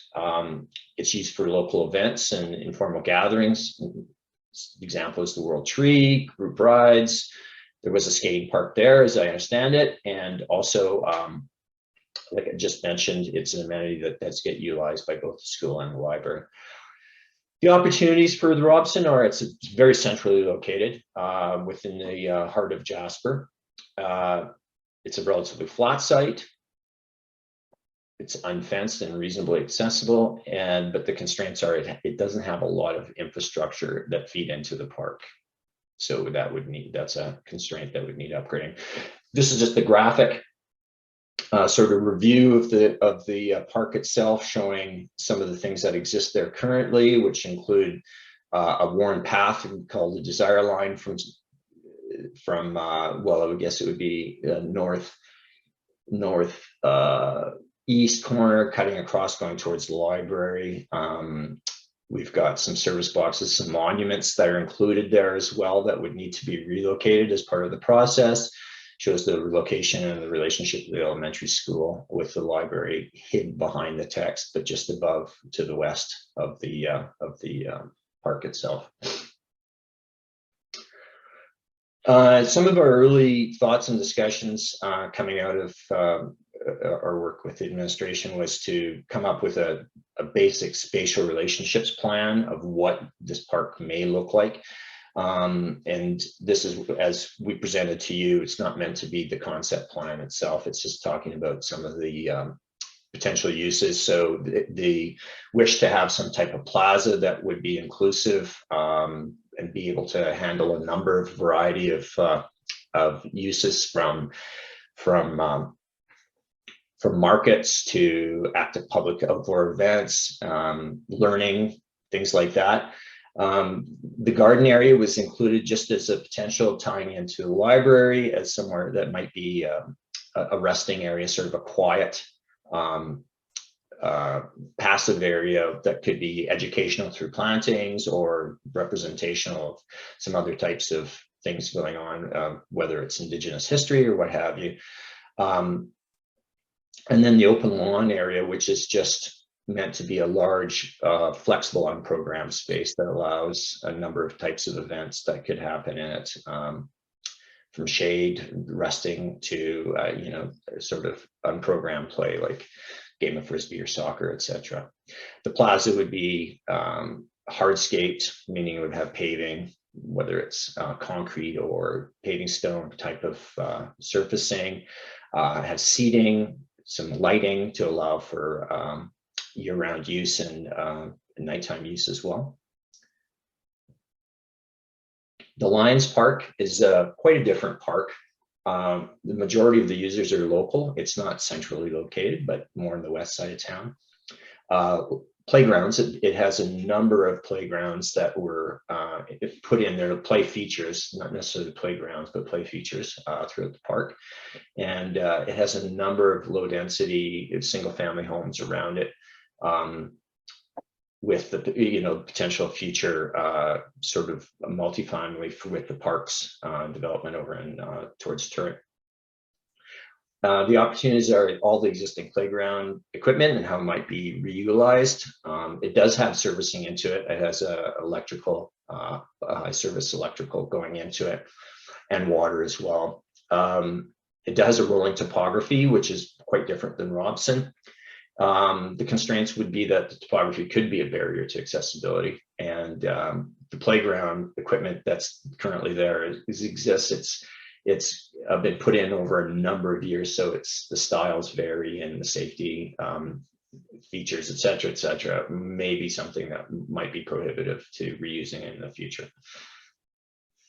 This is just the site itself, showing all the different playgrounds, some of the existing trees that are still there, where the slopes occur. The basketball courts identified on there as well. They were identified as a high use feature in the park currently, the fencing around the park to sort of reduce the conflict with wildlife and anything going on the street level.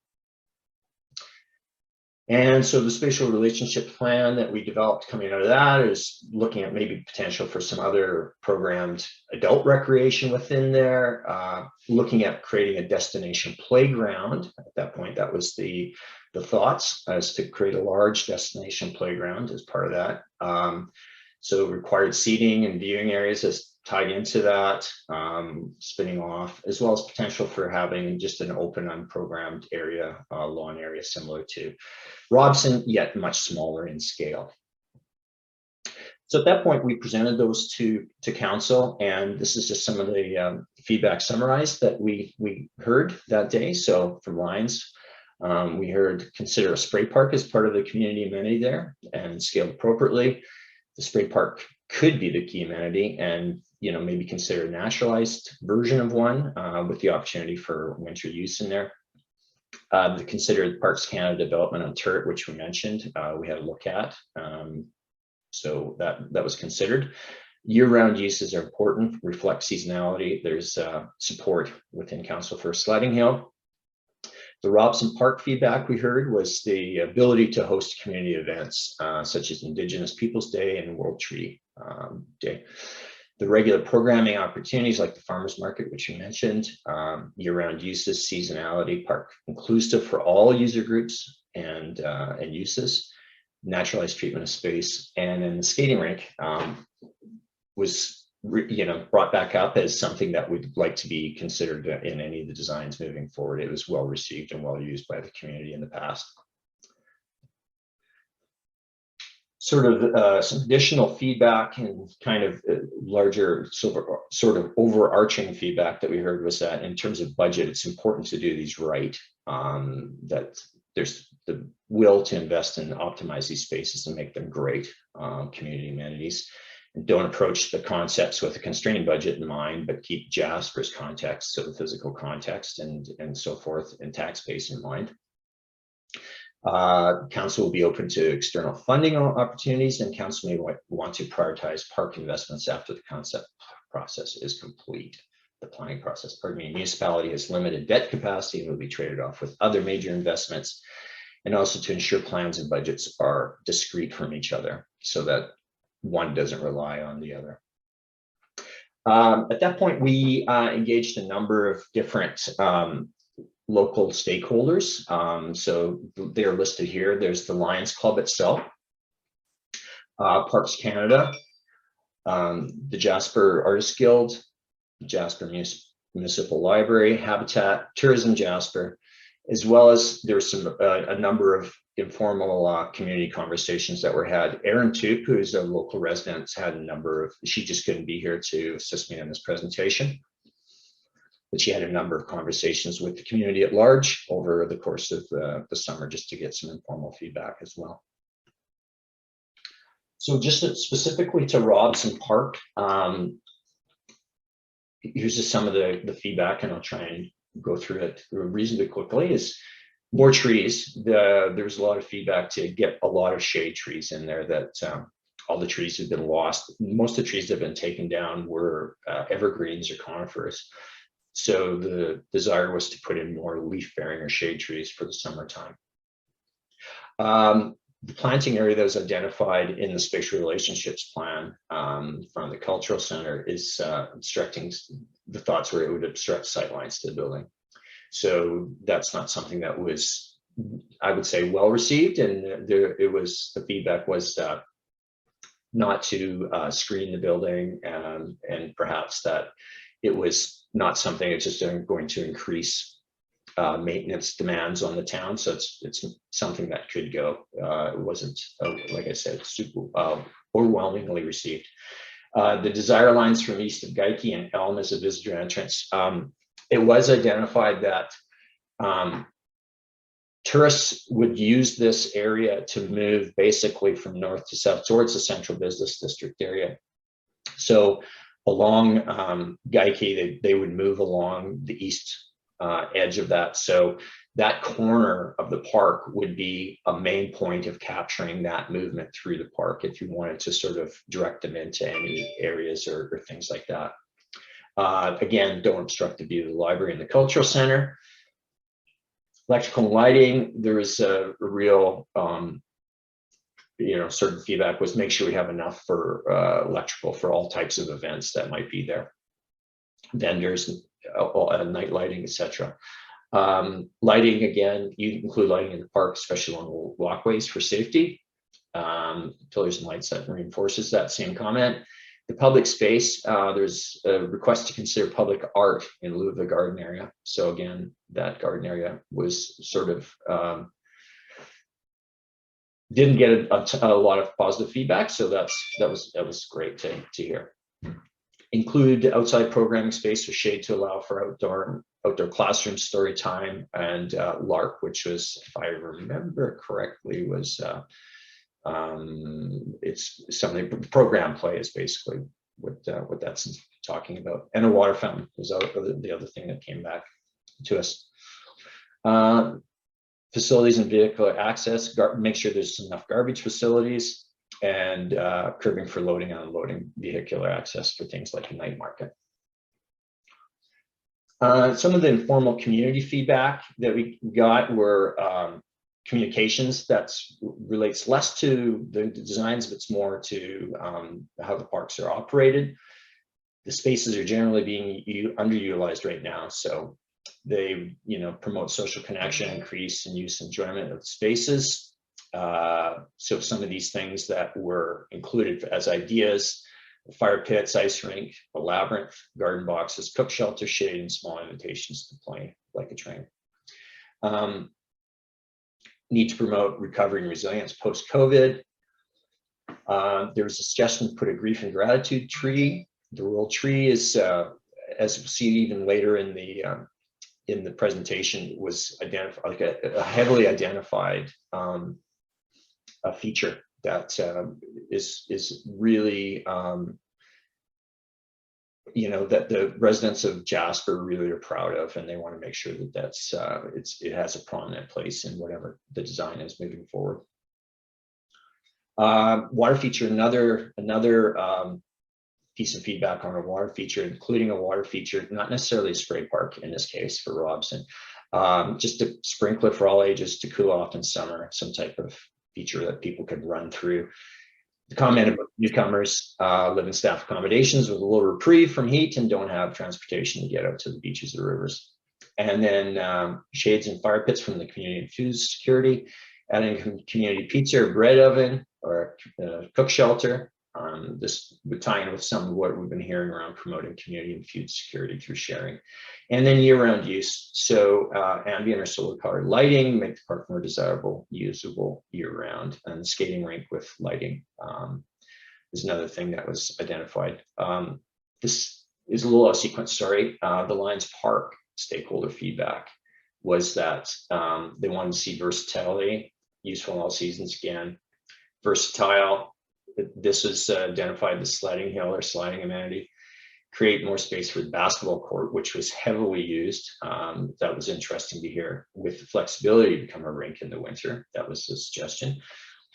Shelter for changing, spray and or splash park, year-round facility for washroom, potential for storage and concession facility. And then through the engagement, the Lions Club identified that they have 20 to 30 initiatives per year, all fundraisers, typically $20,000 to $50,000. The Lions Club identified that they can help with outreach for this park and distribution of a survey, interested in public feedback about the operation and maintenance. And then the Turret Street staff accommodation that Parks Canada is looking at will be primarily for singles, adults, and couples. Site servicing still forthcoming with the municipality. Okay.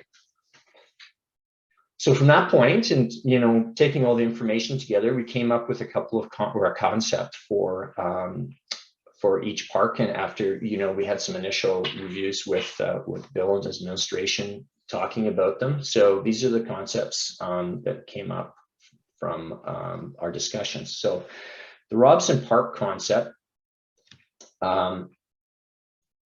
basically is honoring sort of some of the comments that we had, and coming up with the thoughts were to come up with a number of spaces in there, yet having these spaces relate to each other in a fairly open, integrated way.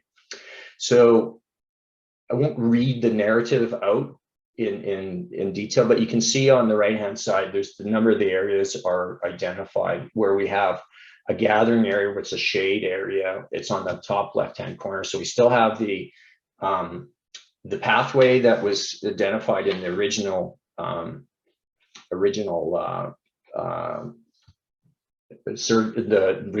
photos and site context was the path that went towards the community center, or the library, pardon me. That was kept, along with a large open green space, number of large trees that are being proposed for shade along the pathway, as well as in the gathering shade area. Number 2 is the large open lawn area with the skating rink, which we're looking at, just thinking in having a depressed area, and it could be a variety of different shapes to accommodate flooding, and then that would take care of the skating. Number 3 is the multi-use plaza, which is tied in. You can see there's an opening that ties across over to the school, but feeds into the main entry area, which was meant to capture people movement from the north to the central business district, where we have some raised planters as well as seating and trees in there, with the opportunity to incorporate signage or any guideposts or whatever we may want to have in that. And then that would gather people in and take them into the park, into that multi-use plaza. Now, the multi-use plaza is meant to have sort of these raised low seating walls that would sort of define it, along with hard surfacing, and then trees planted around that to give it some shelter and shade from the elements, with so the potential to have some flexible seating in there. I've indicated a number of small, what we'd call bistro type tables, along with what we have called festival lighting, which are the lights that you see go across. There's strands of lights, and sort of giving it a bit of a ceiling on that, so a bit more of an intimate space. It's large enough to be able to accommodate about 9 to 10 10 by 10 tents. That would be something that may be utilized for a market. So all those things were kept in mind, and it would just tie into this large walkway that connects over again, where we have some potential to activate some uses in there, with having some gas, open gas fireplaces, fire pits, pardon me, with some seating around that. I've found that they've implanted those in Banff along Bear Avenue, and they're really successful, and they become hubs for people to gather, especially obviously in the winter time and that, but they're very, very successful features, and they've proven to be winners there. And then along there, you can see, I just have the outline of a covered open structure. That would be to, put some movable tables in underneath, potentially have it for shelter for people to put skates on, etc. So there's an ability to move from the lawn into the plaza area very easily, and across even through the walkway that's over there, the tree gravel walk that's sort of honors the desire line into that gathering shade area. At the top, you'll see number 4, which is the idea thought there was to have a very intimate sort of quiet area that could be graveled. I just indicated it as graveled. The thoughts were to have it sort of feel different than the plaza, and have trees in there where people can sit around those trees, so the circular benching around those trees, and then there's sort of a tie-in directly into the library there. So the thoughts are that, you know, people may come across the street on Robson, just go sit in there while they're reading or, you know, have a totally different area that they would be sitting in there versus, say, perhaps the gathering shade area, which is more going to be potentially having families sitting or larger gatherings having, you know, sort of events at a picnic table. Number 6 is the promenade walk, which is meant again to sort of honor that feedback that we had, that's a main connection point from the hotel district in town into the business district.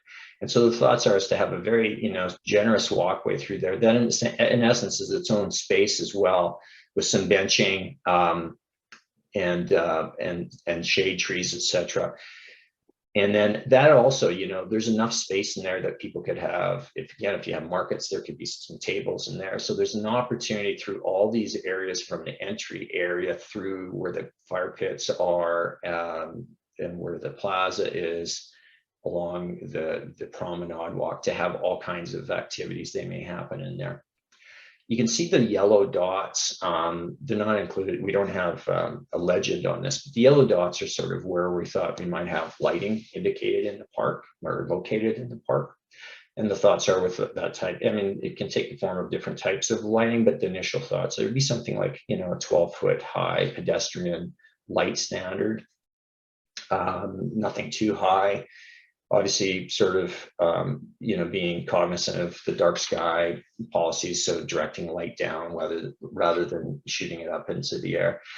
And these are also opportunities for, you know, sort of 21st century park thinking, where they might have Wi-Fi coming off them at some points, where people can go in and use the park, whether it's, you know, they have some events going on there and need to access internet, so it's Wi-Fi coming off the posts, or plugins as well. We've also identified where the monuments would maybe need to get nudged or sit. There's the park signs showing up in the elevated planter, where, you know, we've indicated potentially some more additional enhanced planting on the street as well, to sort of identify that as an important connection into the park.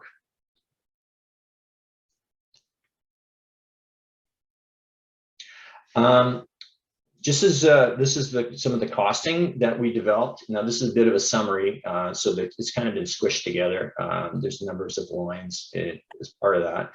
So just at a high level, so demolition, so anything to do with tree removal, moving sod, whatever's in the park right now to get it ready. And of course, this is looking at a complete redo at this point, we're using for this pricing exercise and this exercise. Site preparation will include grading, removal of soil if there's there to put in, if we're doing the pathways to get it to the proper sub base. Softscape is going to include all the planting, anything alive, so any trees, as well as sod or shrub plantings. Landscape maintenance, I think that was based on a 2-year maintenance program. So basically to the point where the town would take, you know, it'd be installed and then the town would take it over. Hardscape is obviously going to be one of your largest numbers in terms of budget line allocation. That's going to include all the paving, whether it's pavers and or concrete, the gravel, the concrete retaining walls, those sitting walls that I'd indicated.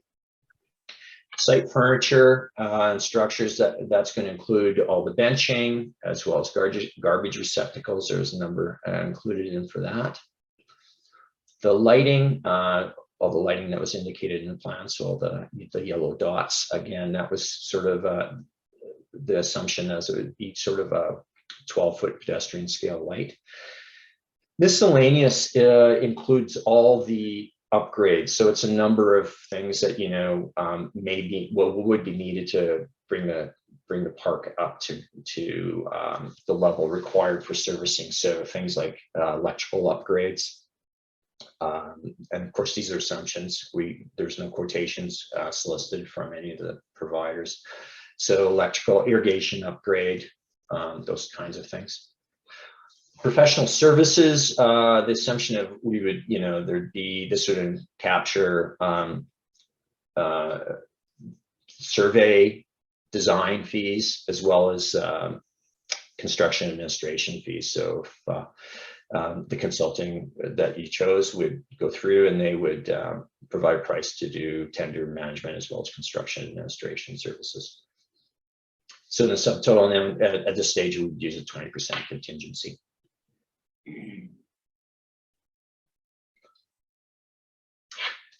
The Lions Park concept, so it's obviously considerably a different park, whereas Robson's aspirational, its uses for a number of different types of user groups.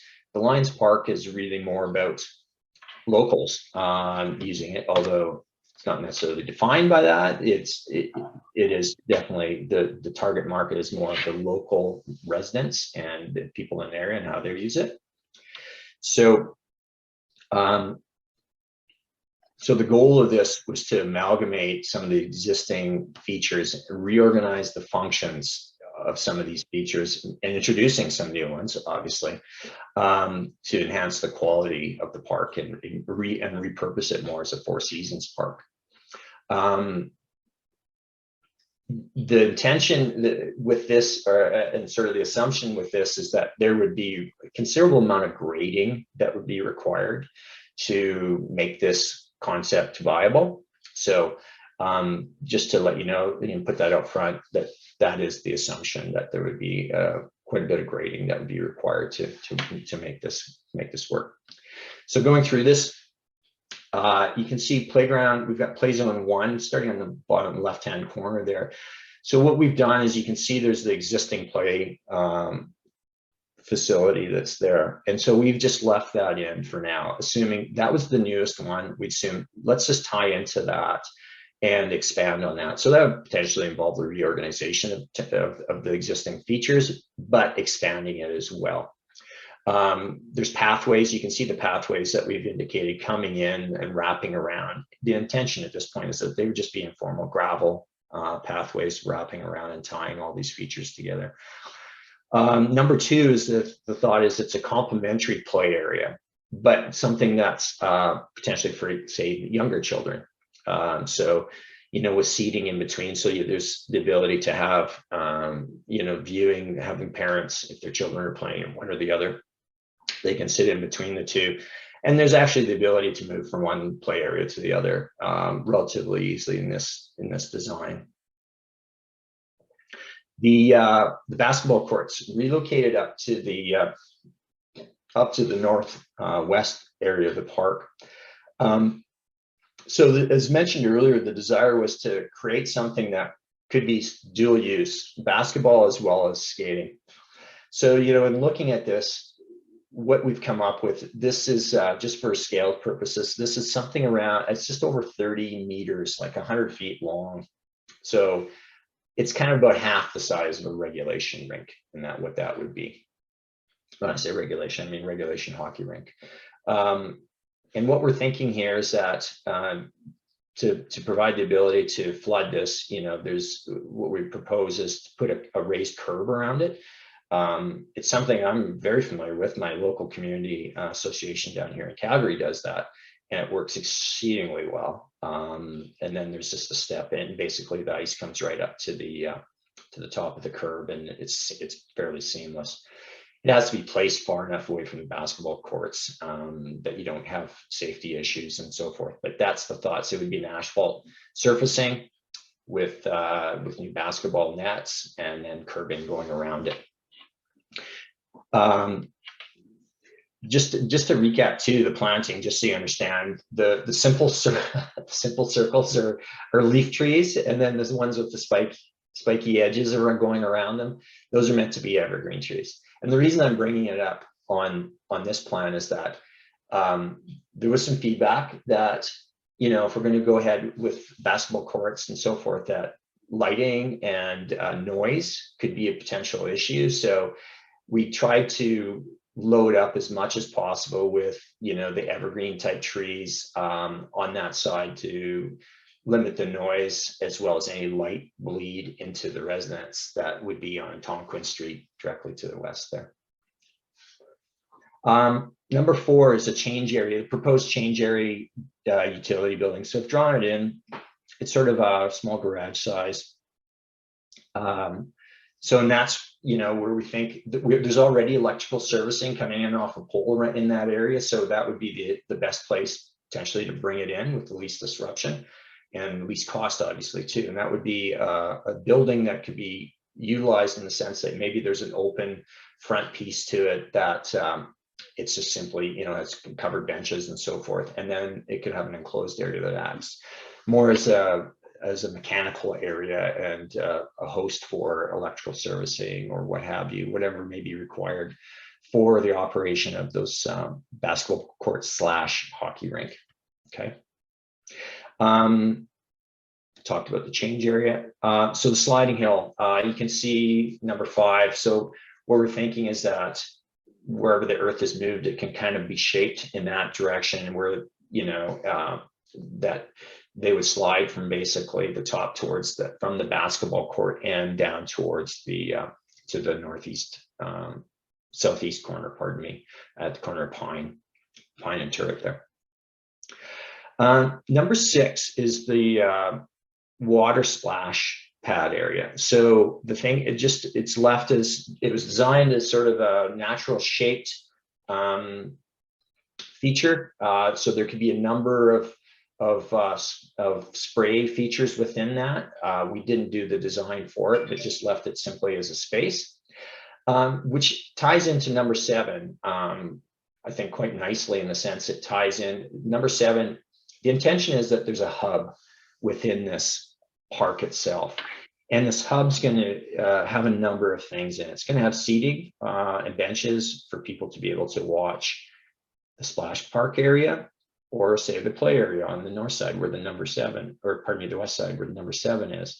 It also includes, you can see the white rectangle there. The intention is that those are 2 washroom areas inside. So that would be an enclosed, I'll use air quotation marks in a sense, building. The red line around that would be a roof. So that's the delineation of, say, potentially of having just an open area underneath where it could be a couple more picnic tables or eating areas. You can attach a number of things to that. If you do have a building there that's enclosed, you could attach wash, like sinks or grills or what have you as part of that, so people could start to use that all the time and as a hub itself. The thinking is too, then off that, you can just see off that where it says trellis area with fire pit, is that there would be a trellis that would come off that roof or those post structures, and it would go over top of it. Again, another outdoor fire pit area, gas fed outdoor fire pit area, where it could be a gathering spot or what have you for people to just sit around in the winter time. Provide some warmth if people are out sliding in the winter time.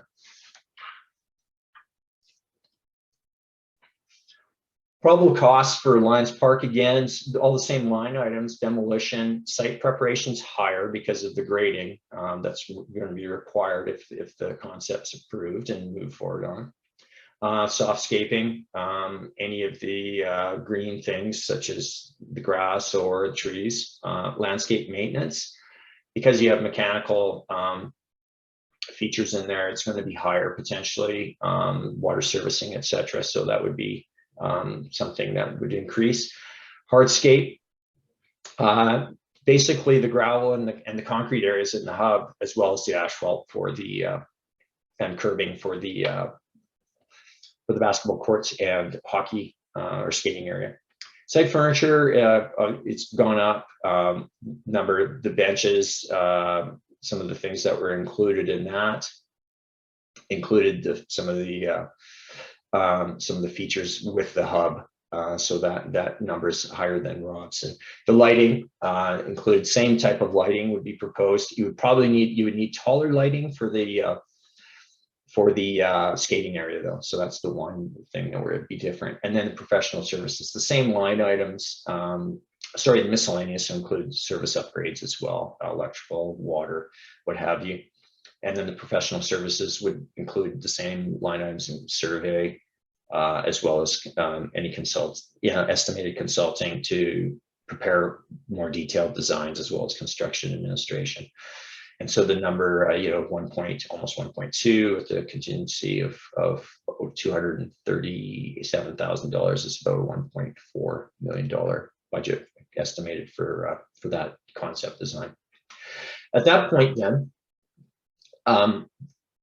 everybody has this as part of the agenda, so we can go back in and talk, we'll just go through and we can go back through questions after if anybody wants to, and just identify the slide and I can get to that and we can talk about that. So there's the combined estimated costs. So Robson was just over $1 million and Lions Park was about 1.5 million. At that point, we provided the information to the community development with Town of Jasper, and they ran a survey through Survey Monkey, and basically it was identification of where the recipient, the person doing the survey, as well as hard questions as to what they viewed the different features as I identified them with you and what their support for those would be. So Robson Park, we had 205 responses, and so the Great Lawn Space, which was identified as the large green area, at 76% support. The shade area off to the top left-hand corner on that was 75%. The multi-use plaza, just about 70%. The gravel walk. We had some feedback. People were really leery about gravel. They thought it was going to be a mess. The concept plan doesn't really give us the ability to identify what the materials we're proposing or how it would be constrained, but that was something that we did get negative feedback. So you'll see in the comments on the right-hand side. The promenade didn't get a lot of support. It was under 50%, and the gravel shaded grove got 35%. So summary notes where there's strong support for the skating rink or the skating area, the World Tree. The World Tree, I didn't identify where we were proposing it, but it was going to be in the plaza on the top corner. And the feedback was that it should be an amenity that everybody can stand around, which was really good feedback. And so, the feedback was consider different, but more and prominent location for that tree. Support for all the shade trees, very strong support for all the level planting. Electricity for festivals, food trucks, mixed support for lighting. Some people want it for safety. Some people thought it was going to be too much for, a town that sort of prides itself on, fitting into the natural environment. Caution for the use of gravel and pathways and amenities due to maintenance, as I mentioned. The Lions Park feedback we got was this was 211 respondents for the basketball courts, and the hockey rink were almost unanimously supported, almost 90%. The splash pad had about 75%. Social hub 66%. Play zone 1, which was the large expanded area for the youths as well as younger children, not toddlers. Reorganized, so that had 64. Play zone 2, 61. The change area had 57, and the sliding hill just had 55%. So and some of the feedback we got was that would it really get used? And I'm paraphrasing, there was some concerns about people sliding into the fence, things like that. So positive feedback and support was for the concept features, the washrooms, the covered structure in the social hub, and the splash pad. The mixed feedback was on the lighting, somewhat more, somewhat less, somewhat lights that can be turned on when they're needed. The sliding hill, as mentioned, it had very mixed feedback, and the other one was ensuring there's a wheelchair and stroller accessible, including playground equipment, which at this stage, it just wasn't identified or described in the narrative, but this would be something that you would, when you get into detailed design, that would be addressed in the detailed design development. So just kind of in summary, the next steps, as we see it, would be to, if we're going to, at the point if council decides to go ahead with these, would be the validation of the site. So site survey, detailed site survey was not done as part of it, and that would need to be done for both parks. And then at that stage, as part of that process is the refinement of those concepts through a detailed design process. So at that point, you would do a design that would basically, I would say, take it to almost like a development permit stage, which would identify those elements in a much more refined manner. And at that point, you can enter back into a feedback loop with the town and the public at large, and then get some more feedback before the detailed design, which is the final step prior to construction, is completed. So with that, that is the end of my presentation, and I am just going to pop back on here. Sorry, I can't. Well, actually, I'll just go backwards and see if there's any questions that anybody has at this point. Thanks, Rob. Yeah, we can still see you. So maybe just keep your screen sharing up if you want Okay. to send it back to a certain slide. Yeah. Thanks for that, councillors. Any questions? Councillor Boxer. One question that I had was, I didn't notice a water feature in Robson Park, but it had been spoken about in the earlier notes as a heat relief option for residents who didn't have a yard. At this point, we haven't put one in. You know, just being honest, water features, I've done water features and they always have mixed success in terms of the amount of maintenance required for them.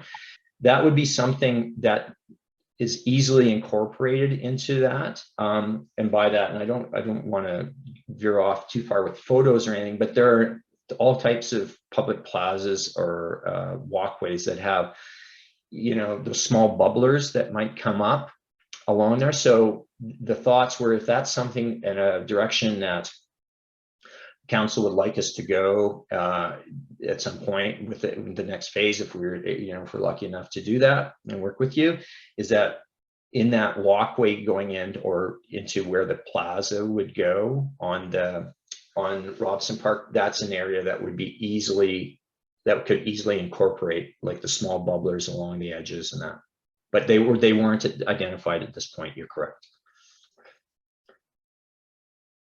I would say it wasn't overwhelming that there was a water feature in there. It was sort of mixed support. So at this point, we just left them out. Thank you. Mm-hmm. Councillor Demona. Thank you very much, and thank you, Rob, for the presentation. Very excited to see these designs. The only comment I had, and it's been addressed through the survey, that people you know, appreciate the world tree concept, and I always felt, and from experience in Robson Park across from this building here, that anytime we have an event or something going on outside, it ends up being circular in nature. No matter where you put podium or microphone, people just tend to gather around. And I felt like during just looking at this concept of that, and it's no fault to the designers, it's just, you know, just having time in the community would naturally make you think to put a world tree more central so people can gather around, because the whole idea of a world tree or a Christmas tree is you're gathering around and celebrating unity and inclusion and stuff like that. So the world is round, and I think that you know, the idea was just kind of missed on how we as a community tend to gather. I would like to see down the road an enhancement to the design to, you know, maybe have something where it's more of a gathering around place as opposed to gathering at a place, because it does seem kind of confining. And although, you know, I appreciate the use of the trees that are already there, they're kind of old and the longevity might not be there. And the idea of maybe getting a younger tree in a central place and watching it grow over time, people, I think, would embrace that a little more. That's just an idea coming from me, and but this is a really good step forward, so thank you.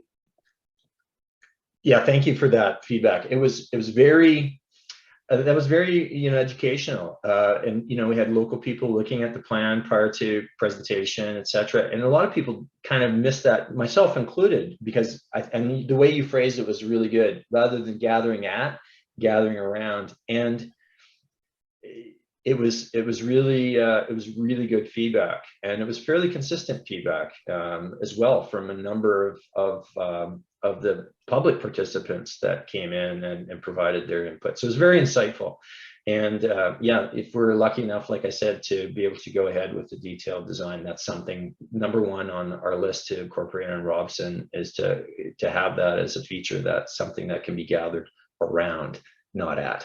So thank you for that feedback. And thank you. And, I know that there's always the struggle that you're trying to be as many things as you can to as many people. You can't be everything to everyone. So I think a lot of what has been addressed in both parks here, do complement the community quite well in a lot of areas. So I appreciate the thought behind that. And maybe to go on to what Councillor Waxer had mentioned, maybe the future of a sprinkler park could be in the Centennial Park area. That seems to be a natural gathering place. I think the structures there could be helpful in that area. Councillor Melnick. Thank you, Deputy Mayor Wilson. Mr. McDonald, I think I heard in the Robson Park presentation that there would be access to Wi-Fi. Did I hear that correctly? Well, my comment was that the light standards, so the light manufacturers these days have light standards that have all kinds of features that can be added into them. And one of the ones that we find pretty regularly in public park design is the desire to be able to have Wi-Fi. So it'd be the open, whatever Jasper may have as an open network, broadcast from them. And so my comment was basically that that's something that could be accommodated if that's a desire for the council or the town during detailed design and development and procurement. That's something that's achievable if that's a desire. So at this point, we're not there yet, but it's something that can be achieved. So I just wanted to say that it was a little bit of an offhanded comment, but yeah, it is something. There are a number of features that these light standards bring to they become a small amenity. It started with people wanting to be able to recharge their personal PDAs or their cell phones and stuff. So they started bringing in plugs into these, and then it just kept coming and coming and coming. So Wi-Fi is something that is part of the shopping list if that's something that is desired for the parks. Great, thank you for that. I did notice a mention of a fountain, probably in both parks, something in keeping with being in a national park, more so to refill reusable bottles or as opposed to a regular fountain.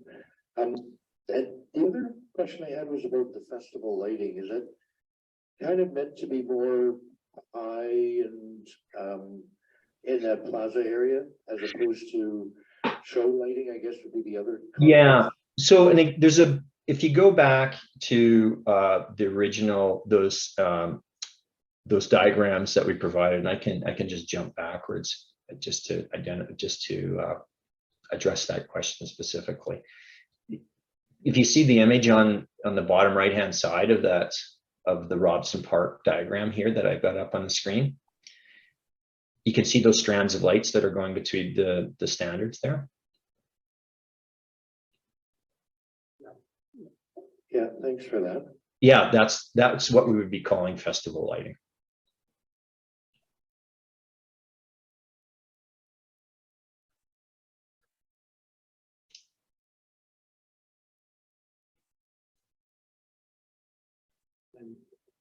And I guess the only other comment would be the provision of a single facility or small washing facility in Robson Park if it's meant to be year round, it seems to be one of the amenities that we should probably consider for that area.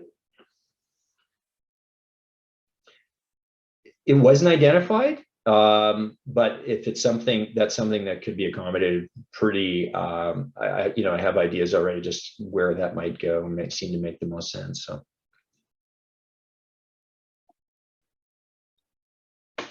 Thank you for that.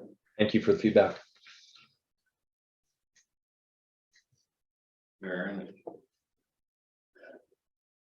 Thank you, Deputy Mayor Wilson. I'll try not to engage in another ATCO cross-examination. I do have some general observations or questions. One of the council objectives was to optimize these spaces. And I don't have much issue with Alliance Park, but with respect to Robson Park, it just seems to me that the alignment shown in the last concept doesn't really optimize the space for large gatherings, whereas the initial starting point, which was admittedly a little more rectangular, I thought did a better job of optimizing space for both small and large use. So I'm thinking in particular that Robson Park has been used recently for the gathering place for National Indigenous Peoples Day. And there is a need to be able to align the crowd with the speakers and have a really large area for a round dance, which is how the National Indigenous Day typically concludes. But the configuration that's shown on the slide just would not comfortably accommodate that. We've got fireplaces in the way, and even though it says movable bench seating, I don't know what that really means, and there's an open covered structure. So I would be inclined to think that if I'm not sure what you call it, but the dark gray number 3 area, the multi-use plaza, was aligned more along Elm, accessible for vendors for those occasions when it would be used for that, but aligned lengthways to face the park with covered structures more on the edge to open the space so you could have a large, like a really large gathering space. And I would suggest that in that plaza, we might consider having a municipal flagpole. Right now, when we go to raise a flag, whatever it is, the Every Child Matters flag, or the flag for National Indigenous Days, or Gay Pride, or anything else, we do it on the apron of the fire hall, which is really not an ideal place to invite a bunch of people to come and gather when a fire truck might have to exit the hall at any time. But if we had a proper public space aligned for crowds like that, this could be it. It doesn't seem to me that the concept has to change very much. So I'm just interested in your views specific to Robson Park about how we might better optimize the space for large public gatherings. Thank you. That's excellent feedback. Robson, I'll admit to you, Robson Park was very challenging in the fact it's aspirational to a wide variety of users and a wide variety, even wider variety of uses.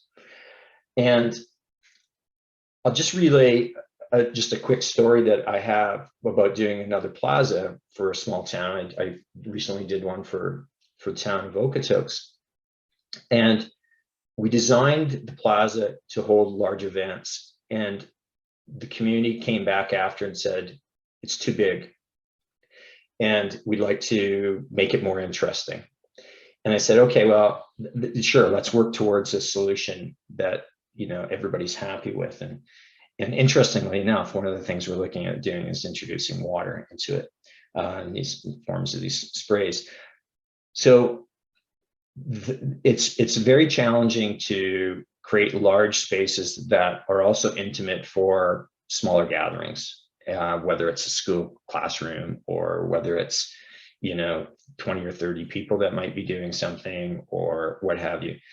But at the same time, I completely hear what you're saying in terms of the alignment of it and how it may not necessarily be as easily adaptable to larger gatherings. And so the alignment of it and the way it's focused is less about, it's less about that pragmatic thought process. And I think that's really good feedback. And I think that's something, moving forward is into detailed design. That's something that would be, prime consideration. And I think a very good spot to have a, detailed feedback loop on that and making sure that everybody in every size of gathering can be accommodated, and how we scale that space from a small intimate space into a larger space that connects across that park. So that's good feedback.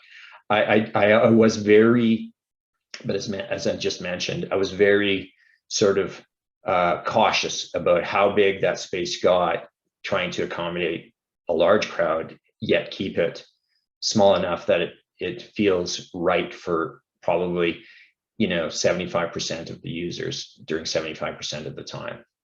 So I guess that's kind of not necessarily a response, but just sort of the discussion points that I think would be very valuable, moving forward. Deputy Mayor Wilson, just if I may, to the mayor's point, and actually some of the discussion from the councillors previous, I think a couple of important points to just keep in the back of our minds. First, the stage of development that these concepts are at. They are only concepts, they're not for construction. So adjustments like council members are highlighting, certainly something that would be in that next phase of design, the more detailed design. And as Robert highlighted, there would be a feedback opportunity and a loop there to get that kind of input at that detailed design stage. Second, these are only 2 of our inventory of public gathering spaces. We also have Centennial Park and Commemoration Park. And so some of the functions that and I think intentionally here, there's desire to say, okay, what are these specific areas, because they don't need to be everything to everybody all the time, because we do have a larger inventory. We have Commemoration Park that has a $800,000 stage in it that we're really trying to maximize use of as well. And I think some of these are changes for the community, because I think my understanding is anyways that basically everything used to happen in Centennial Park most of the time. And I think what we're seeing is an evolution in Jasper where there's a bit more nuance to these public gathering spaces and a bit more specific use. And we have new opportunities that we might not have had in the past. So for large events, using the stage in Centennial, in Commemoration Park might be a good opportunity. I think there are some amenities that can be added there to make it even better for large public gatherings. So that's something the administration's been looking at. But just that reminder that absolutely we can incorporate these detailed and specific comments. And we have these great opportunities because we have a diversity of different public gathering spaces and parks that allow us to do different types of uses in different areas of the community. And essentially they're all within a couple of blocks of each other in terms of distance apart. So we're very fortunate that way. Let's go ahead. Thank you for that. If I might just make a comment with respect to Lions Park as well. And I'm happy to see that you consulted Parks Canada with respect to the matter, but my real interest earlier when I raised that was more about how Parks Canada might reconfigure their own space on the south side of Turret with respect to parking. And if we had a better sense of how they were going to accommodate parking, I think there's an option to look at having the park itself annex basically parts of Turret Street. It's not a highly used street. There's not much parking potential there, except that the people on Tonquin have to have a place to exit, but it wouldn't be impossible, I think, to widen the Tonquin side, have a bulb at the end, and reclaim that bit of Turret Street for park area. as long as that fits within, the needs that Parks Canada will have when they redevelop that site on the 900 block of turret. So I would like to see some further discussion about that. And then finally, with respect to both the Lions Park and Robson Park, we are inviting people in the community to come and spend time at these parks. And it seems to me that one of the ways they might access, particularly if there's enhanced basketball courts, is by bicycle. And so I think we need some bicycle stands somewhere. Right now, I know that in the summer, the bikes are just all leaning up against the wire fence, but it'd be nice if we're going to encourage people to come to a public area to give them a place to park their bicycle. Your worship, and Deputy Mayor Wilson, maybe I'll take that first one in particular. The second one, I think, is another one of those really good detail recommendations. When we get to detailed design, in a community like Jasper, bicycle parking is high priority and needs to be, just because that's what people do. So that we can certainly take that under advisement. And with respect to the future development on the turret side, Turret Street and Parks Canada redevelopment, that's something administration can bring up with Parks to see as they go through their development process. My understanding is that they're still a ways away, and so we have some time there. But yeah, a good suggestion to be able to have some additional real estate for public gathering space, shared public gathering space by reclaiming some asphalt. And that's something that would have been outside of the scope of the work that WSP did for us here. But that's something administration take away and explore in Parks.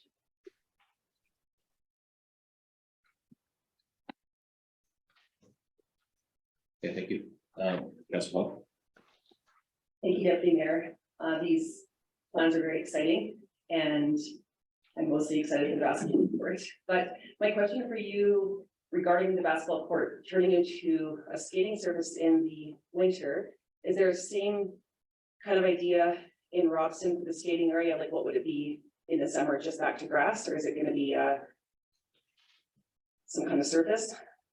Yeah, it would be a very slight depression.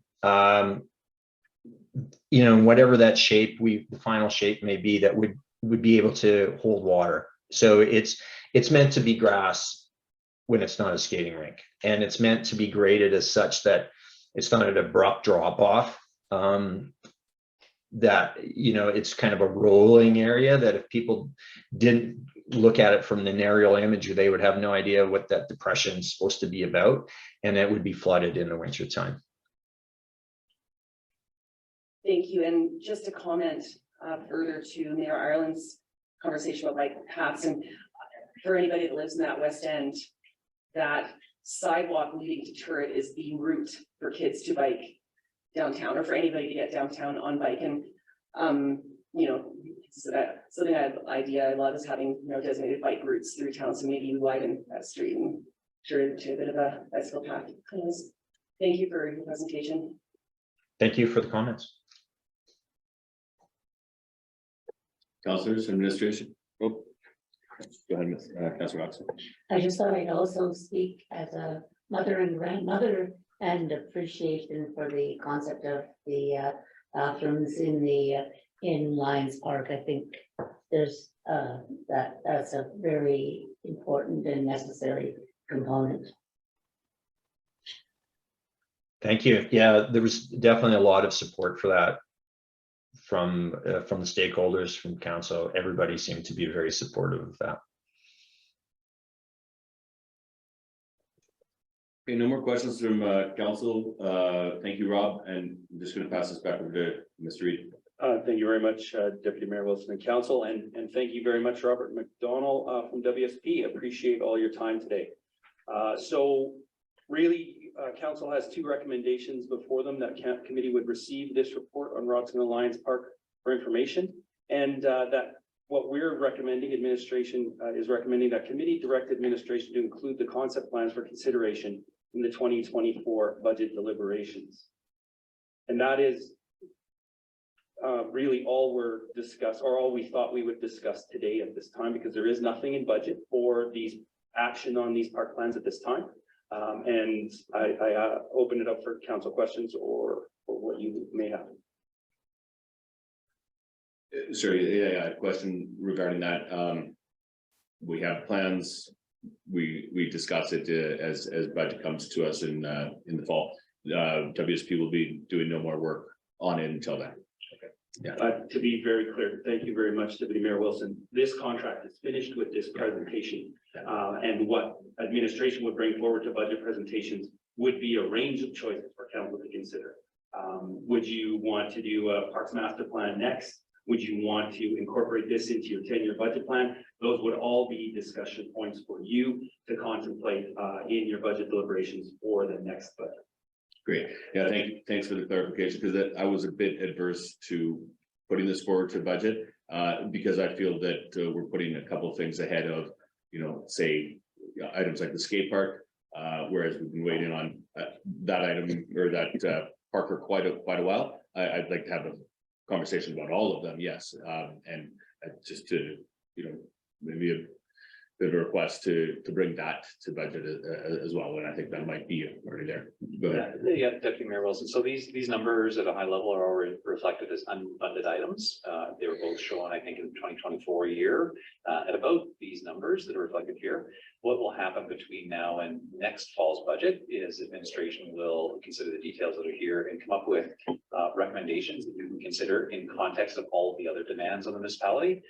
Those might include phasing of the different parks. We'll have some discussions with partners like the Lions Club about how they might like to be involved. Certainly, I don't think it's reasonable expectation that they would have a bunch of money ready to go in 2024. So we can have those kind of discussions so that when we show up in the fall, we can recommend to you an appropriate way to structure the finances for implementation, which would include considerations of previous commitments the municipalities made, as well as how we could work with our partners and how we phase that over a number of years. Because certainly these are two large projects. Administration isn't under any misinterpretation that they would all be possible all at once. So that's some of the work and thinking that administration would do, so that when you show up in the fall, you'd have additional. Thank you, and my apologies. Now the council has finished questions, I wanted to open up to the public if you self had anything to ask our presenter before he leaves. Thank you for the opportunity, but I'm good. Right on. Okay, thank you. Councillors, one last chance to go ahead, Mariana. Yeah, thank you, Deputy Mayor Wilson, through you to Mr. Reed. I struggled a little bit with the second recommendation. But you just indicated, I think, that you would come back with options. So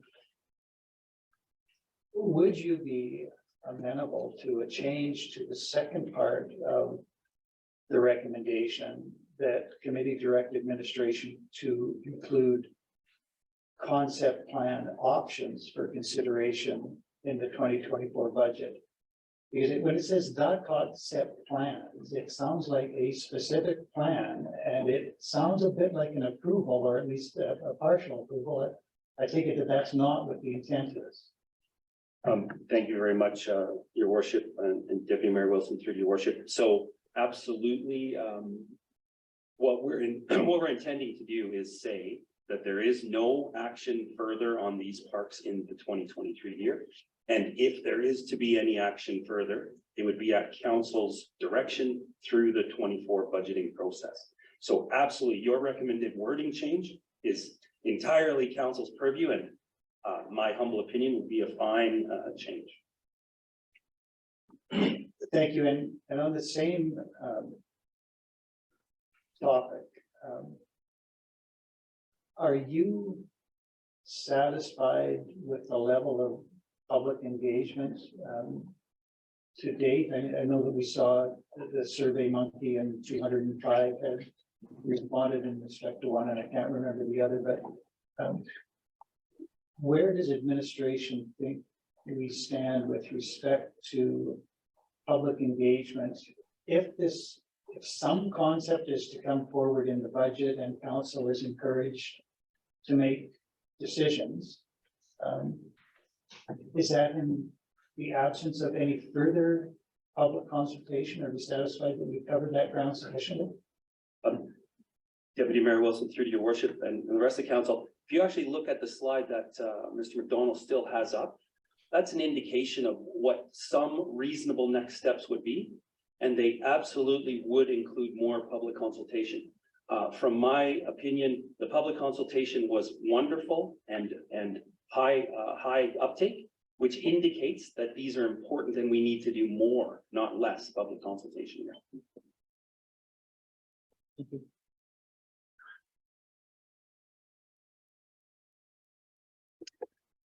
Okay, council, would anybody put a motion forward?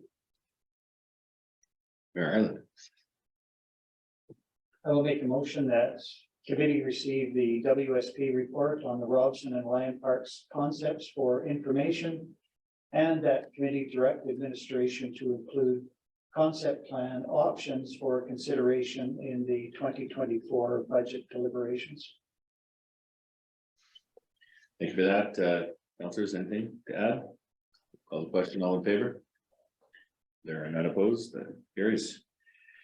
We're gonna move right into the next item, and then we might consider a break. We're gonna be discussing 7.2 municipally controlled corporation. So that's the JCHC governance. I'll pass it to Mr. Rob, thank you for joining us. Thank you, everybody. Have a good day. Cheers. Appreciate it. So yeah, 7.2 JCHC governance, Mr. Given and. Yeah, thanks very much, Deputy Mayor Wilson. Council, with apologies, I know that we're in the lunch hour, but we do have an additional resource that's on the line available to be able to support us with this discussion. And so we'll be as brief as possible. And just to let you know, this is intended to be high level. We're not getting into the details because there's significant more work yet to be done.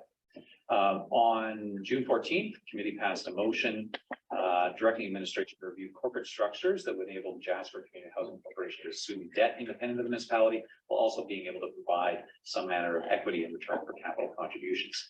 The administration has done some pre-work and has tested this concept with the JCHC board, and with the assistance of John McDonald, who is on screen. He is a partner at Brownlee Law, who has worked with municipally controlled corporations extensively. Administration prepared the report that's in front of you. John, thanks very much for sticking it out for the morning with us and being here prepared to answer any questions. Thanks for having me. I'm going to go through the information at a very high level, council, knowing that you've all had a chance to read it. And again, as I said, knowing that this is something, if it needs your general approval, that more specifics will come back in the future. The JCHC was incorporated back in 2007 and is currently structured as a non-profit private company. Companies are formed under the Business Corporations Act, and a municipally controlled corporation is a corporation under that act, like any other, except for the fact that it's owned by municipalities. And municipalities have in the past required special ministerial approval to form these type of corporations. That is removed subject to the municipality following certain steps, which I described in the RFP. Like any corporation, there are three main elements to a municipally controlled corporation. You have shareholders, you have directors or the board, and you have officers of the corporation who are the administration. So again, in the discussion section, and I will do this at a high level, as I said before, an MCC is not a special kind of corporation. It is in fact a for-profit corporation, but it is controlled by municipalities. And this municipal control is something that I think is important in Jasper's context, where we're working with Parks Canada to secure land at less than market value. And for them to be able to do that, I believe that they have a preference, if not a requirement, to ensure there's ongoing public control over that land for public benefit. So this municipal control of the corporation is a key feature. It is possible for a MCC, municipally controlled corporation, to have its shares either partially owned by a municipality or groups of municipalities, and those shares can also be owned by private sector entities, which again is that opportunity to bring in capital by issuance of shares. And Robert can maybe speak a little bit about share structures and how we can ensure, excuse me, John, sorry, John, how we can maintain municipal control through share structure. I did reference, though, that for municipalities to be able to form a municipally controlled corporation, there are a number of certain steps. They're described in the RFD, and you'll see them in the discussion section. At a high level, they're a requirement to hold a public hearing and to review a business plan. The municipality needs to conduct due diligence on a certain number of factors, so council is satisfied that the MCC is set out for municipal purposes, that it provides a benefit to the residents, and that the profits or dividends from the municipally controlled corporation, because again, we are talking about a for-profit corporation, will provide a benefit to the residents of the municipality. After council is satisfied with those things, council must pass a municipal resolution at an open council meeting to establish the MCC, and you would need to develop unanimous shareholder agreements that would describe the share structure of the corporation, what types of shares it might be, and what rights those shares would hold, as well as how the board would make decisions and a number of other matters. As desired in the council motion, the two specific advantages of a municipally controlled corporation structure for our community is the ability for that MCC to retain debt outside of the municipality's debt cap. So if properly structured, and there are certain steps that need to be taken for public sector accounting board purposes, if properly structured, the municipally controlled corporation can have its own debt that does not count against the municipality's provincially mandated debt limits, which would be important, as I think council understands, to our capital demands to build new housing. And because it is a regular corporation that can issue shares that have a value, it does create a vehicle for us to raise equity or cash capital by creating shares that can be bought and sold in the private sector. And through the incorporation of the MCC, you have the ability to set what your share structure is, the rights, and put limitations on those shares as well that would ensure the municipality maintains control. Again, without going into all of the attached detail, and you'll see in Appendix A some of the key characteristics of a municipally controlled corporation for your reference.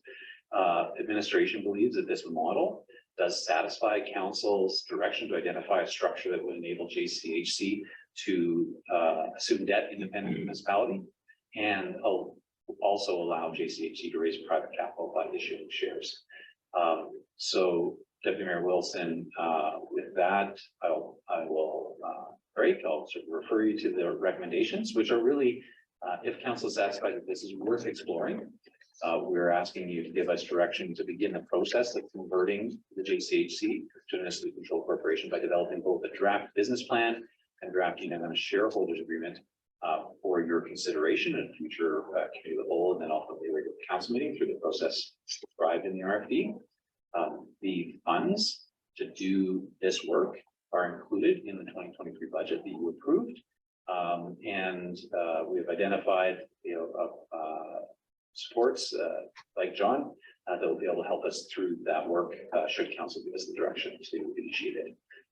Deputy Mayor Wilson, I know that's fairly brief for a somewhat complex topic, but again, recognizing that the real work is yet to come in terms of the development of those structures where you would want to investigate and be satisfied that the structure is appropriate for Jasper's context. I'll turn it back to you, Deputy Mayor Wilson, and if council has any questions for myself or John, I will both hear your service. Councillors, any questions for Mr. Gibbon or Mr. McDonald? Go ahead, Councillor Keller. Thank you, Deputy Mayor Wilson, and through you to Mr. Gibbon. So is this similar to what BAMP has in place? And I don't know if John has information on BAMP's. My understanding is that the BAMP Community Housing Corporation was likely incorporated either under direct ministerial approval. That's much more longstanding than the more recent opening of the ability for municipalities to form QCCs. I believe, although I'm not certain, that it may be a not-for-profit corporation now, but that's something the administration can check and just get back to the council. Unless John has additional information. I don't. The BAMF is not a client of ours, so I can't speak to that. I suspect that Bill is right that it is likely a nonprofit corporate company as well. It's likely not an MCC. And then that's just likely due is that the availability of MCCs is much more prevalent and easier now over the last 5 years since the ministerial approval requirement was eliminated in the MGA changes.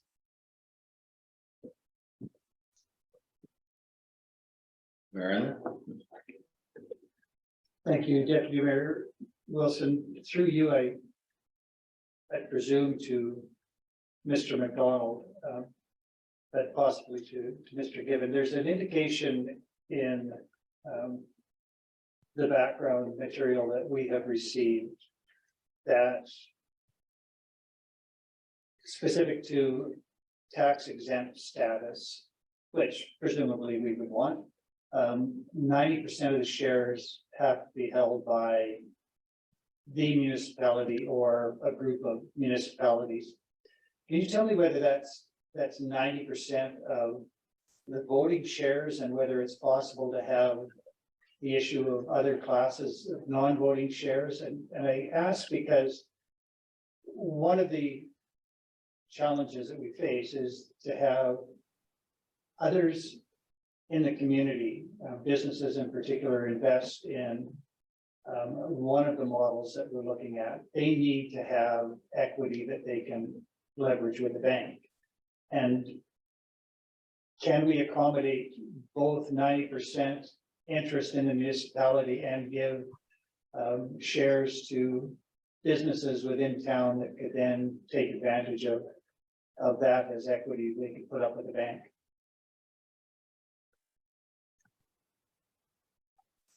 I don't know, Bill, I can speak to that unless you wanted to speak to it first, Bill. Absolutely, John. That's why. Okay. Yeah, so the 90% threshold, that is under the Federal Income Tax Act requirements to ensure that the MCC is going to remain tax exempt as the municipalities are. Now, yes, you can absolutely structure it so that private businesses, private investors, anybody out there can invest, and as long as they're under that 10% threshold, that remains that municipality controls. And it's not whether it's voting or non-voting, it's just total number of securities. That's what the Income Tax Act references. Now, if there is circumstances whereby one of your private investors is prepared to write a large check, but they want a greater number of shares than the 10%, there's another way to skin that cat, and that still utilizes the MCC. But this now just creates a second, we'll have to create a second level of corporate hierarchy and introduce something called a limited partnership, and still utilizing the MCC as a partner. Using limited partnerships, this is something that First Nations have been doing for the last couple decades with respect to their income tax structure. This has withstood judicial scrutiny, and this is starting to be used in the municipal context a fair bit. I don't know, for those of you who are familiar with Claystone Waste Limited Partnership around Beaver County area, they restructured to a limited partnership with an MCC there as well. And that works that if we use it as a limited partnership, that simply means that the profits that are, the revenues that are earned by that operations will be earned in the hands of the limited partners and their tax treatment. So say if we do a 75% structure where 75% is the municipality and 25% private business, 75% of the profits will be paid to the municipality, and then it'll be taxed in accordance to your hands, which is non-taxable. The 25% of the other profits that are earned by the private investors will be taxed in their hands, and they will pay taxes in accordance with the tax structure. So if you do want to get above that 10% threshold, we do have ways of addressing that, but it does create an extra level of complexity to do that. So, so if it turns out that you do need to have some more private investors that get over the 10%, we can do that. I just don't want to start it off the get-go. We're going to go to the higher structure, from the inception, unless it's determined that it's going to be necessary, and then we can do that, because there is municipal precedent in the province of doing this. Thank you very much. I appreciate that.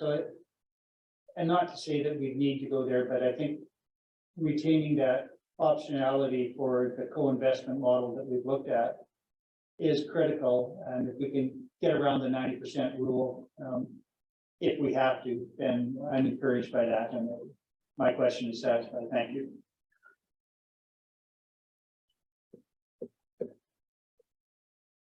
Councillors? Anybody interested in making a motion? Councillor Melnick? Thank you, Deputy Mayor Wilson. Seeing as there's no other discussion at this point, I would make the motion and recommend that committee direct administration begin the process of converting the Jasper Community Housing Corporation to a municipal controlled corporation by developing first a draft business plan and secondly, a draft unanimous shareholders agreement. Thank you, Councillor Melnick. Anything to add, Mr. Gibbon? Deputy Mayor, just for council's comfort and for the community's knowledge, of course, this is a direction for us to begin that process. And it goes without saying that a process can't be completed, without council approval. And so it really gives us direction, go away, do the work, and come back to future committee meetings, council meetings, for you to be involved in that, to see what that would look like. And ultimately, council will have to go through those steps of a public hearing. And so this is another step along the journey, not an explicit approval to initiate a MCC to do more of the development work, so that you can consider it and follow the appropriate steps. So this will all come back to council. Thank you for that. There's nothing further. I'll call the question. All in favor? There's none opposed. Motion carries. Thank you, Mr. McDonald. Appreciate you attending. Sorry for making you wait. No, that's quite all right. I was able to do some work in the background, so it's fine. There you go. Okay, we'll talk to you further in the future. Thanks. Okay, thanks so much. Thanks for having me.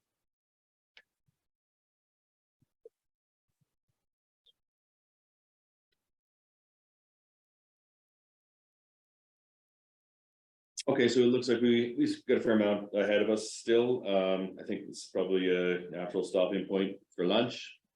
I'd like to call 45-minute lunch break. So what, 10 an hour? Say 1:30. Let's go 1:30. We'll be back at it. See you then, everybody.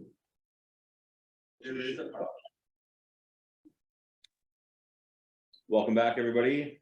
Thanks for joining us for the afternoon session of the January 10th Committee of the Whole meeting.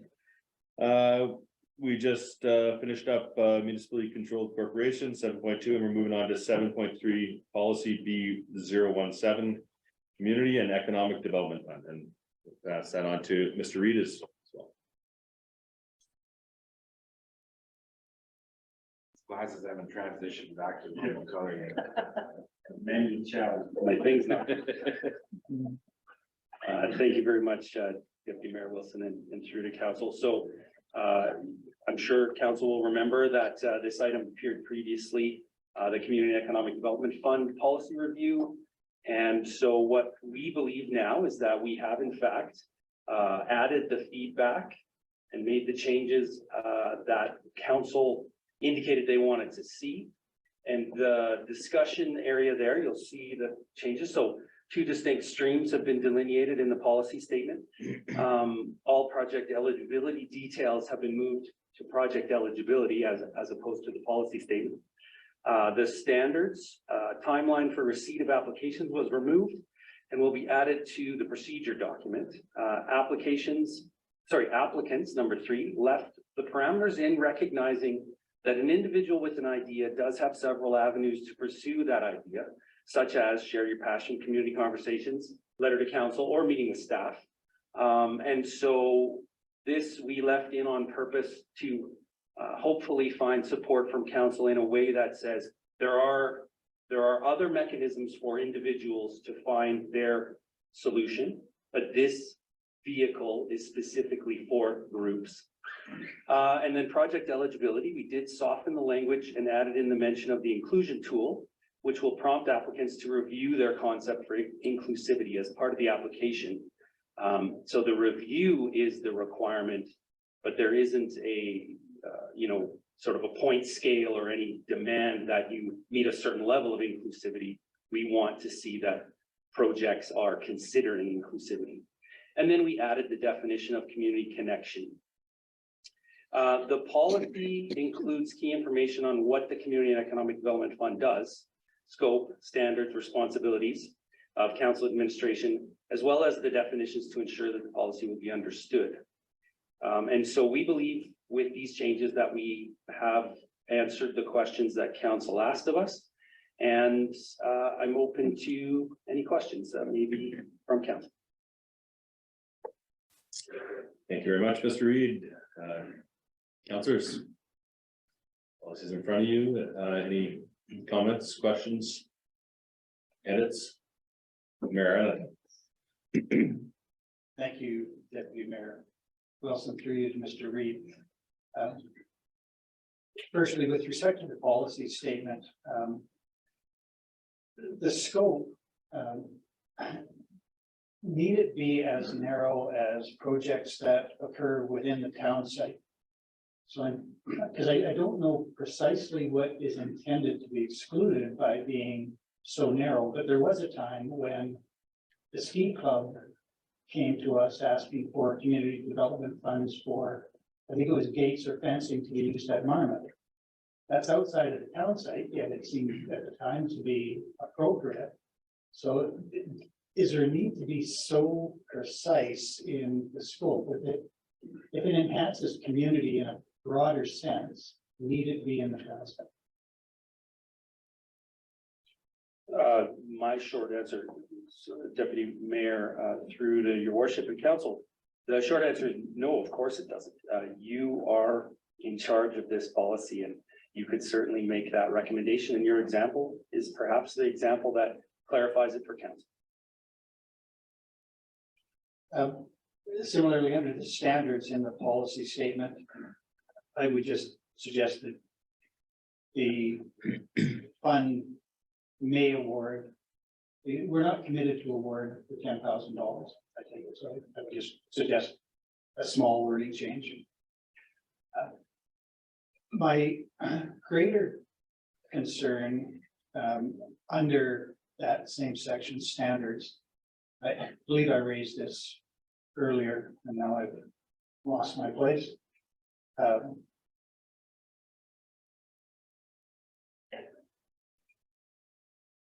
The exclusion, and this is for ineligibility, those who are ineligible. I continue to be concerned about the third bullet point, organizations with a political affiliation or which participate in political activities. There isn't a definition that I saw about political activities. And the line between social advocacy and political activity is so blurred that that also makes me nervous. So again, if out Jasper comes looking for funding for a rainbow crosswalk or rainbow benches, is that a political activity? It has political overtones, and certainly when this council first addressed the question of rainbow crosswalks, that was pretty much a political discussion. And so to say that you are automatically ineligible because there might be a connection to a political activity seems to me not to lead where we want to go. So I'm suggesting that perhaps instead of that wording, we could take the wording from the project eligibility part and move it to the ineligibility part as well, so that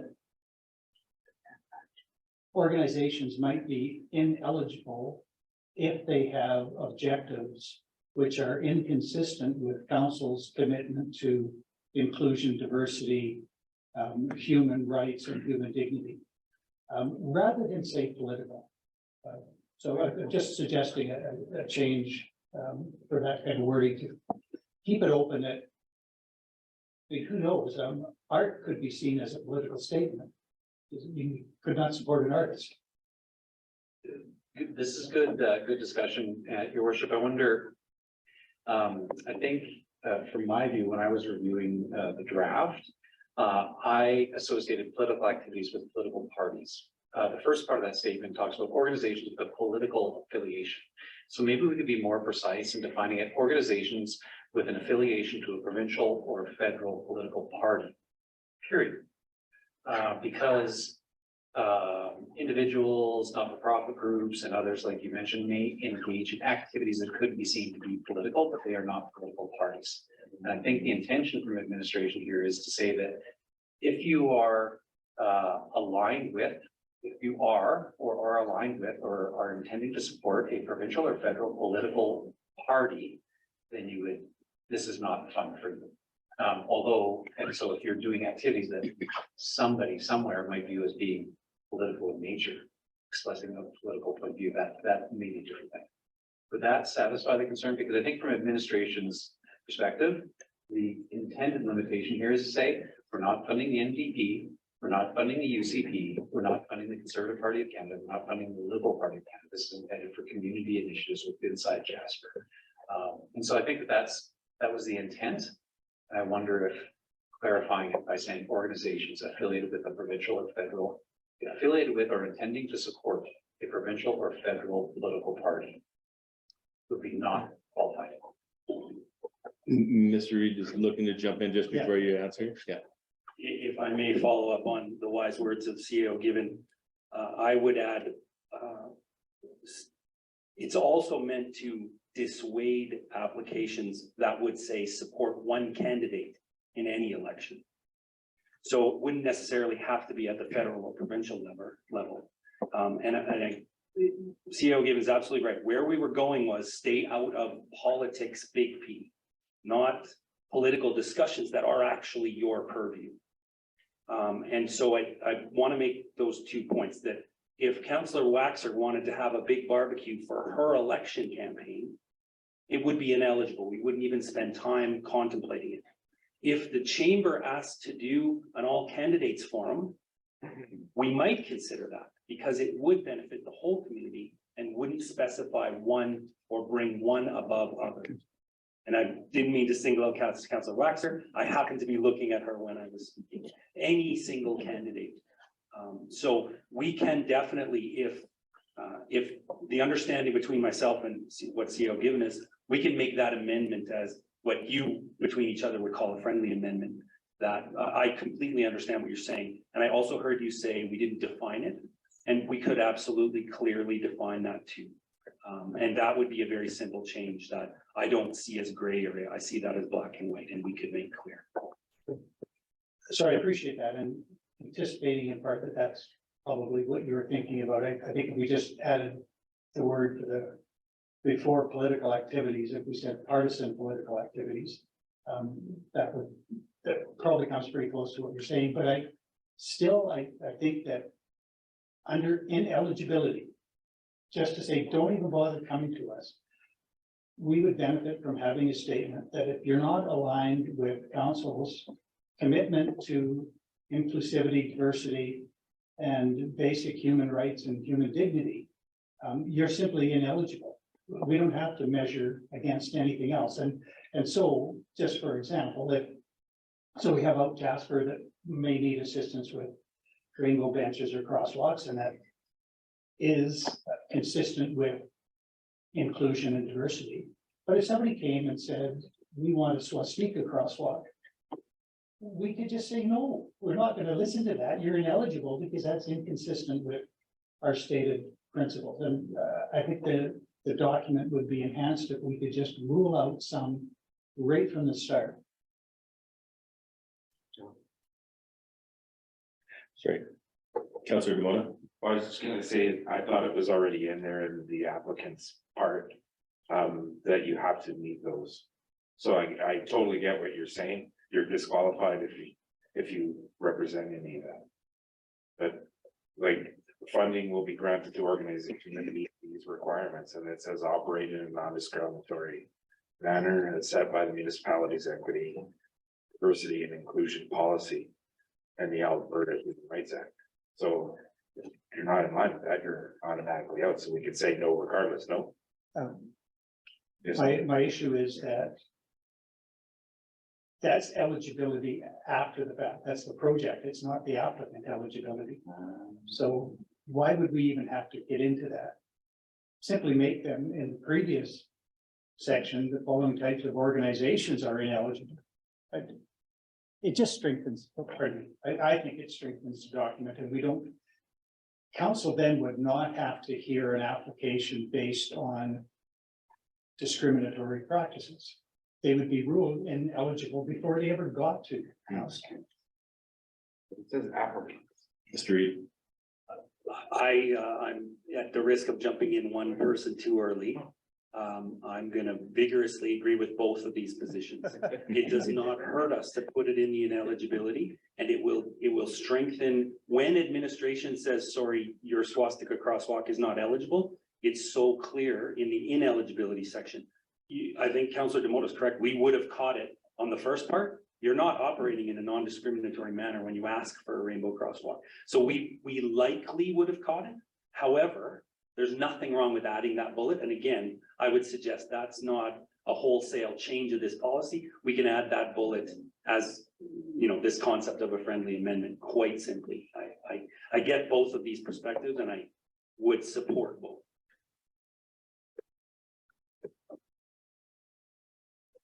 It's not gonna hurt anybody if it's both ways. Yeah. I agree. Okay, anything further? Councillor Melnick. Thank you, Deputy Mayor Wilson. I just would like to maybe go to the ineligible in the last bullet point, which talks about provincial national organizations. Unless a local chapter branch exists that serves the residents of the municipality of Jasper specifically. So you can be a not-for-profit organization, and we have a number of those, Lions Club, Rotary Club, the Elks, if they're still operating, the Masons, and they're all national organizations. But I don't think any one of those clubs could say that they serve the municipality specifically. Because there are, say, dues that go to a national organization. So while these groups might want to do a specific project, I think that would exclude them from this opportunity for funding. Deputy Mayor Wilson, thanks for that pickup, Councillor Melnick. I wonder, I guess from my perspective, our interpretation, again, this is good to get clarity, so there's an same understanding, would be what you're talking about is somebody, an expectation that they must serve the residents of Jasper exclusively, which administration doesn't believe they need to serve the residents of Jasper exclusively, to the exclusion of all other areas that they might serve, which I think, as you referenced, Lions, Rotary, and a bunch of other organizations serve both in Jasper and outside of Jasper. I think the way that this was written, administration intended to say, if you are a provincial or national organization and you're looking for money from the municipality of Jasper, you need to have somebody in Jasper on the ground doing things that benefit Jasper residents, rather than just coming to us from Ottawa to get money to go and do some national campaign. So administration wouldn't apply this in a way that meant that those organizations must exclusively serve Jasper residents. But we are saying that they should specifically serve Jasper residents. But because a national organization could, based in Toronto, could say, well, we're the Canadian Cancer Foundation. I mean, all good worthwhile groups, and we would like to apply for $10,000 for national cancer advocacy campaign. Look, benefits Jasper residents, sure, but is it specifically for Jasper residents? No, it is sort of abstracted. I think that's why we're saying we need to be specifically doing something that benefits Jaspers. That makes sense. And so if the council's comfortable with that interpretation, and I think that's the common understanding administration would have had. If there's a better way to word that so that we don't get into that concern, we'd be open to hearing that as well. The other thing that I'd say is with any of these, as Director Reed said, this is council's policy. Happy to make any amendments that you might wish to, and that's why we have the alternative contained in the RFD, the committee directed administration to make changes the policy. And you can make those changes by saying, you know, director administration make change A, change B, change C. You vote on them, and then we'll make those changes, and we could bring it forward if council wishes, the next regular council meeting with the changes incorporated that council passes by resolution today.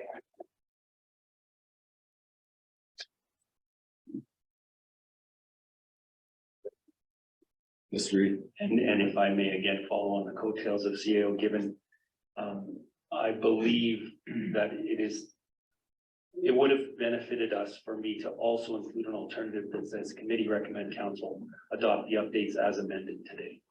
And that's what I was referring to when I said you can make an amendment that doesn't change this and mean we have to go back to the drawing board.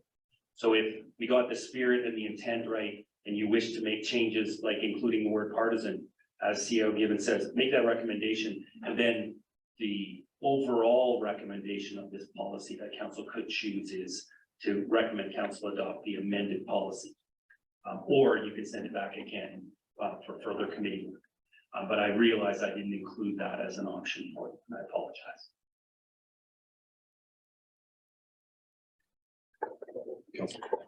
I may be wandering into procedure area, but one thing I was looking for and couldn't find was how would this policy be enacted? Would it happen organically as someone came up with an idea, or would there be a call for proposals? Thank you, Councillor Waxer, Deputy Mayor Wilson, through to Councillor Waxer and the rest of the council. Our intention would be there would be publicized calls as we do with our other programs. We would advertise, and the procedure indicates certain like periods of we will receive until this date for year-long projects, or we will receive these other dates for shorter term projects, and then council would know that you would receive sort of maybe the annual budget or the annual request may come, say, in March or February. And the sporadic requests would only come, say, June and September. But that would be clear in the procedure.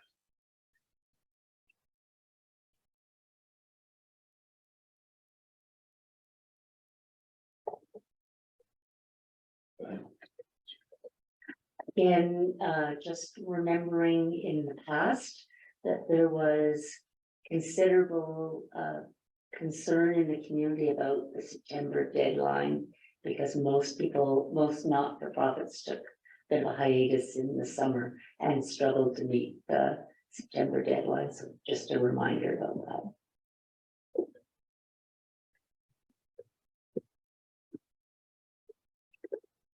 Councilors, anything else? Anyone interested in making a motion with discussed amendments? Mayor, I'll make the motion to, I hope, capture all the amendments that I've heard, and then if somebody wants to split the question, welcome to do that. I would move that council amend the Community and Economic Development Fund policy by changing in clause 2 scope the words town site of Jasper, Alberta, or the municipality of Jasper. In clause 3 standards, the Community Economic Development Fund may award a total of up to $10,000. So just add the word may and make the word singular rather than plural. In that same section, standards number 3, on the third bullet point of ineligibility, that we add the words or the word partisan organizations with a partisan political affiliation or which participate in partisan local activities at the federal, provincial, or municipal level.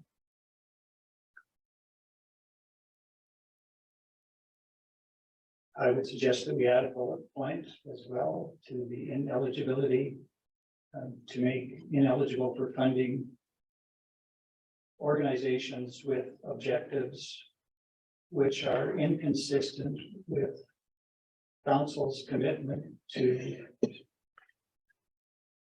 diversity, inclusion, human rights, and basic human dignity. And finally, on that last bullet point, as referenced by Councillor Melnick, that we rule ineligible provincial or national organizations which do not have an active local chapter. May I make a friendly Apparently you finished. Unless there was another proposed amendment that I missed, I think that covered all of them. Councillor Dumont. Just to that very last part, national or international, because we've had some from experience there. Yes.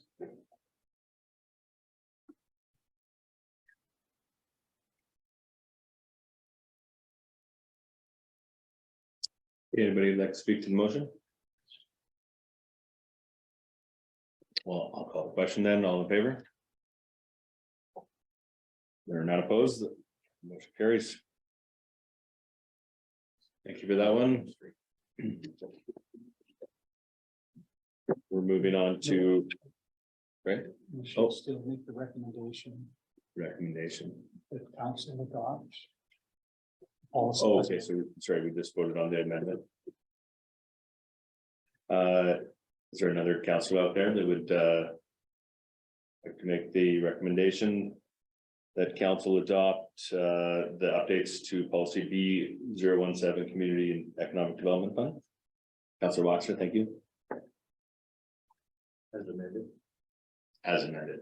Appreciate it. Anybody would like to speak further to that? I'll call the question. All in favor? The motion carries.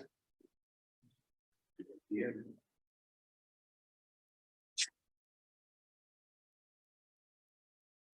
Okay, thank you. We're moving forward to item 7.4, Council Human Resources Committee Draft Terms of Reference. And we'll give this to Mr. Gibbon first. Thanks very much, Deputy Mayor Wilson.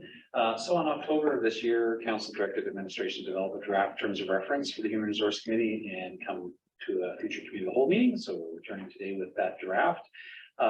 We're here really seeking council's input on this. So of course, we can draft something in isolation, but the terms of reference for a committee that is made up of council members obviously needs to ensure that it's doing the work that council intends. A significant portion of the work of the HR committee, according to past practice, has been focused on overseeing the CAO position as the CAO is council's single employee, as it's often referred to. And it's also been used in terms of CAO recruitment, as well as that ongoing employment oversight role. Additionally, administration understands that the HR committee has in the past served a role as reviewing applications from public members who wish to apply for Municipally Jasper boards and committees. And so you'll see that incorporated in the terms of reference here. Maybe I'll just speak a little bit about the point of a terms of reference. I think a terms of reference is a document that council can use to describe the scope of work that you're expecting from a body that you're convening. It also can describe how the members of that committee will work together and can outline some of the basic terms and conditions to the benefit of both council, the public, where it engages with the public, and administration in helping us understand the level of support that that group might need from administration. In the attachment, you'll see the major functions that administration saw. And again, this is council's committee, so we're bringing it to you for your direction. But the ones that were seen by administration, we're providing input into the CEO's performance plan. evaluating the CAO's performance relative to that performance plan, conducting annual reviews and evaluations of the CAO, making recommendations with respect to the CAO's performance to council, engaging in all the processes related to CAO recruitment and hiring, and ultimately making recommendations to council. And then additionally, those points around public member appointments, again, reviewing public member applications for municipal boards, committees, and task forces, and then making recommendations for individuals to fill public appointments to council. One thing that I think is important to make clear is that the HR committee is structured in this terms of reference, doesn't have any delegated authority other than those things that are specified under the purpose and responsibilities of the committee. Council can choose to delegate other authority to the committee if you wish, but as it stands right now, this draft terms of reference doesn't have any other delegated authority other than what's identified here. And so really the committee is a subset of council that would do some portions of work for council and then make recommendations based on that work to council, which would ultimately decide. So whether it has to do with CEO performance evaluations or hiring, that ability is still retained by council to make decisions, but the committee would be doing the pre-work and recommending council. The same with public member appointments.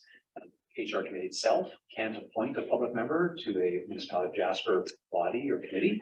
Only council can do that. And so just to make clear that the proposed terms of reference doesn't take away any of council's responsibilities or authorities. It is essentially providing the outline and the playing field for a committee to do some of the work for council and then eventually in recommendations to council. Deputy Mayor Wilson, I'll leave it there. Administration has this for council's consideration. I would be happy to take any feedback that you might have for revision, and hopefully the council would either choose to make amendments as you just did with the previous policy, make amendments today and forward it to council, or if there's something more fundamental that you think needs a rethink, you may refer this back to administration, or if it meets the needs as you see them today in its current form, you could simply forward it on by recommending the council approve the HR committee terms of reference as presented.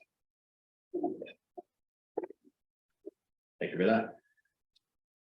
Councillors, thoughts, questions, comments? Mariah? Thank you, Deputy Mayor Wilson. Just a couple of questions. Firstly, under the purpose and responsibilities, there was a time when council and exercise through the Human Resources Committee had a role potentially under the collective agreement. Is it confirmed now that that is not at all a role for the Human Resources Committee? So we used to have to hear appeals. I think that's out of the collective agreement, but I just want to confirm that we're not missing something that we might be bound to do.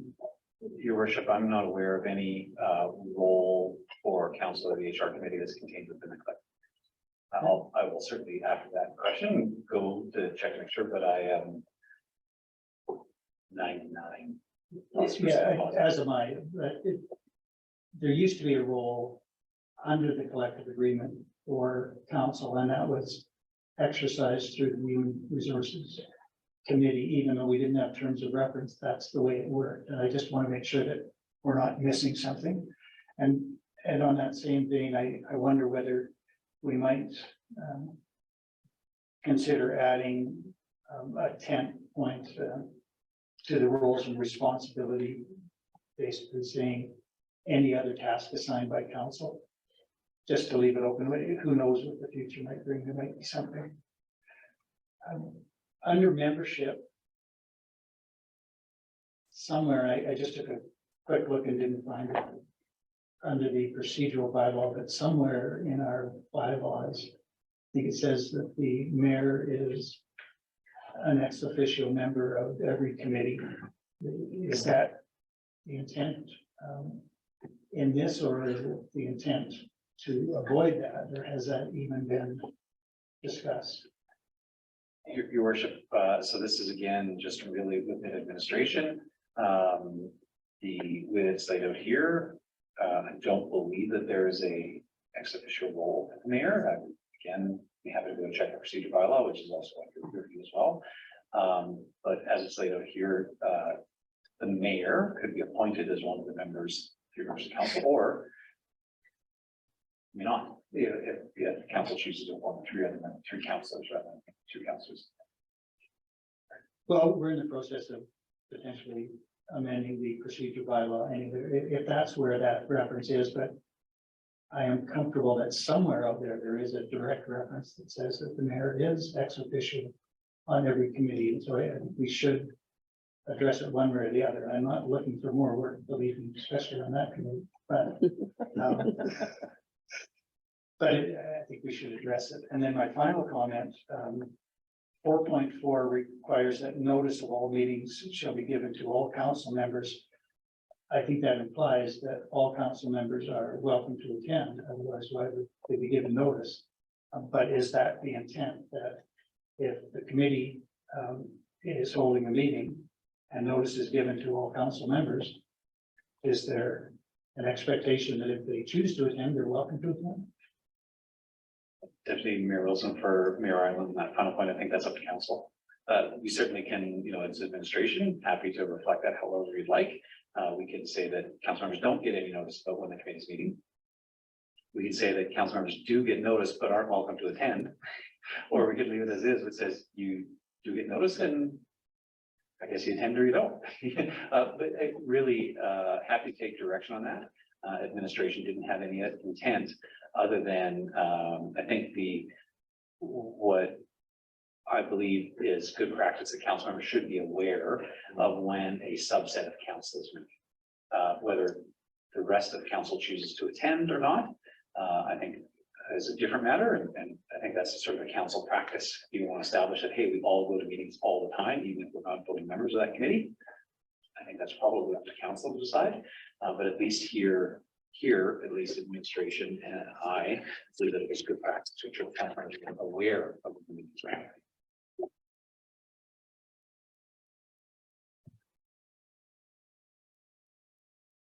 That's your demand. Well, I appreciate this level of conversation, and I'm grateful to have a copy like this in front of us. And I agree with the mayor on some of that.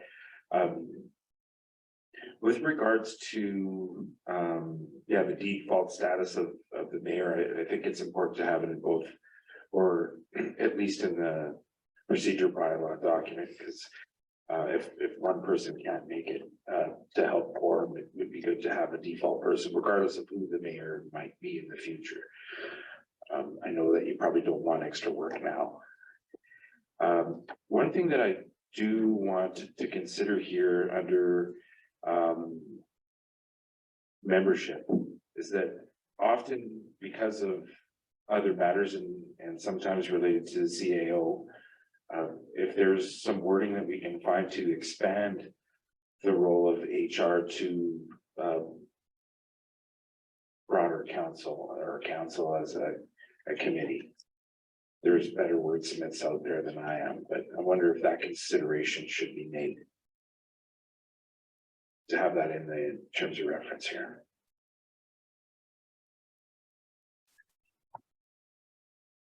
Through you, Deputy Mayor Wilson, thank you to anyone on council and or administration. Deputy Mayor Wilson for Councillor. So just Councillor Wilson, so we did want to ensure that the committee, for the purpose of conducting, reviews of council's employee, myself or the CAO, that you had the support of our in-house HR resources. In my experience, that's one thing that I think from time to time councils won't take advantage of, is the fact that often municipalities have somebody, that can at least help with the process around CAO evaluation and making timelines and everything else. That was the intent under the administrative support. So is there's something in addition to that you're imagining, Councillor Devoto, or a different type of scope that you're imagining? Well, sometimes with heavier decisions, whether it might be extra applications coming from the community for certain committees in the past and or CAO recruitment. Sometimes that work has to be expanded to the greater council to do the work itself. So sometimes it can be hard on 3 people, and then you have, or there could be some ensuing matters that may concern council as a whole. So we've experienced that in the past, not certainly recently, but we have, because we didn't have a terms of reference, have expanded HR to council as a whole. Yeah, thanks for that clarification to Councillor Moda. So I think I understand a little bit more now. And there's nothing in here that would preclude council from having an in-camera meeting to deal with, land legal neighbors, sort of the whole way of going. So if there was a matter that was either because of its significance or because of its volume, I guess, of applications, like I said, that council chose to deal with that at a regular, with full council in an in-camera meeting, that's completely still possible and not precluded by anything. I wouldn't see that as being precluded by anything. So it's still available to council if you wish, in some sort of extraordinary circumstance, an in-camera meeting with all the council's certain possibles. I appreciate that clarity. Thank you. I don't think that there's any need for superfluous wording in the document. Councillor Robson. I just wanted to express appreciation for the development of this policy. I think it will be an asset to all future councils, and I think it's an asset to the existing HR committee. So thank you.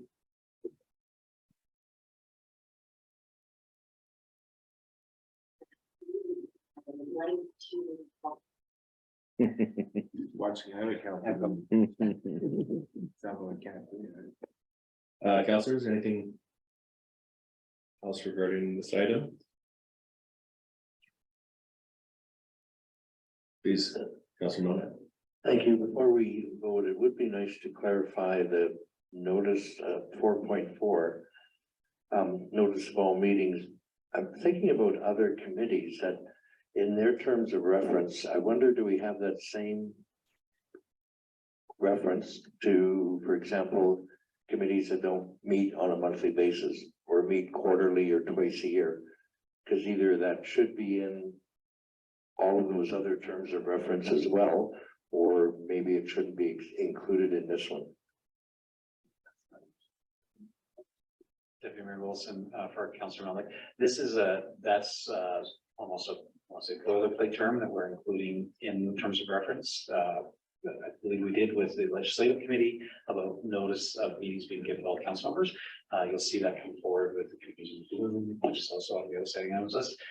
Again, I think just a reflection of my opinion, the council certainly can differ and give different direction. It's good practice for council members to be aware of when council members or subset of councils meet. Again, whether the other council members take any active role in that or not is up to them.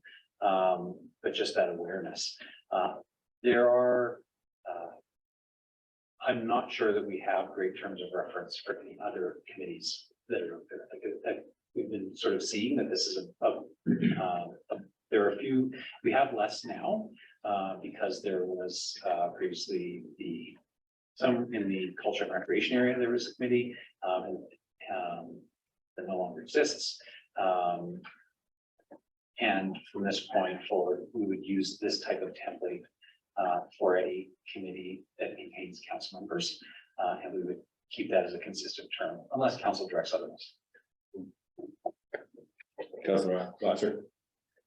I was wondering about the procedure for notification. What format would that it's easier with the legislative committee, it's sort of on like regular routines. So what would be the method of communicating that? Deputy Mayor Wilson. So as it's laid out in the terms of reference right now, again, subject to council approval or change, the terms of reference envisions that notice would be given by circulation of the agenda of service. By the circulation of the agenda, all council members. Council members could be aware that A, that a meeting was happening, and B, what was going to be discussed at the meeting, even if it was in the general sense. I appreciate that this meeting might not have extensive agendas like a committee of the whole meeting would, with attachments and everything else. An agenda could be as simple as, HR committee will be meeting on Thursday. There's 2 topics of discussion, topic 1, topic 2, and that's what we're going to be meeting about. And that being circulated even in very basic form as a agenda for the meeting, so council members again could see when the meeting was going to be happening and what in the general sense was going to be discussed. So that's contained in 4.5, the idea that notice would be given when is deemed to have been given when the agenda is circulated by the council person. Councillor Moore. Yeah, I think it's okay to have it in all the terms of reference, but I think the overlying umbrella procedure bylaw would probably dictate that anyway. And I know that we would be doubling up on that requirement, but it should be in the procedure bylaw anyway. I think just all committees of council should. And this one might be a little different because in the legislative one, it says to council and the public. This isn't a public body, correct? So I think that's where it differs.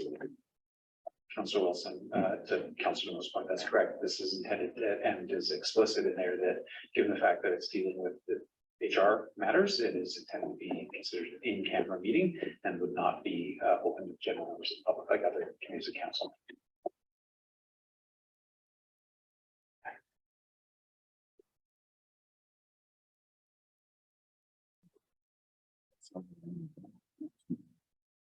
Have amendments. Well, there's no motion. They have no amendments.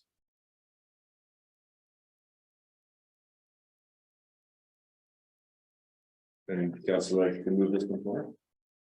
Councillor. Yes, before we move it forward, if I may, I would like to propose an amendment. The motion being that committee amend the draft terms of reference for the Human Resources Committee by adding to Article 1 a subsection 1.2 with the wording any other matter as directed by council.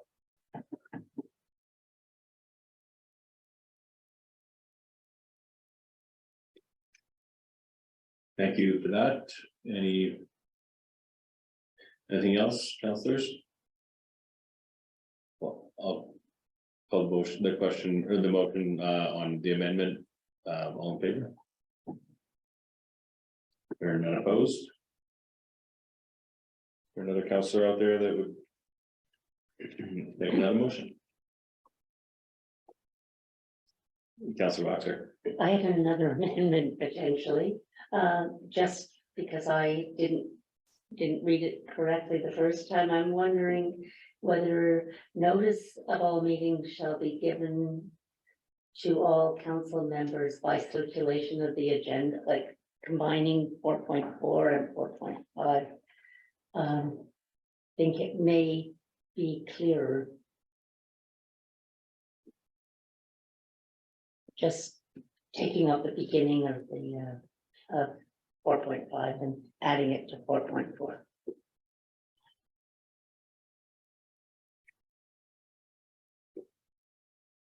Is that clear? What would it read then? Are you making a motion to amend it? Yeah, Okay. the notice of all meetings shall be given to all council members by circulation of the agenda together with supporting documentation at least 2 business days prior to the meeting.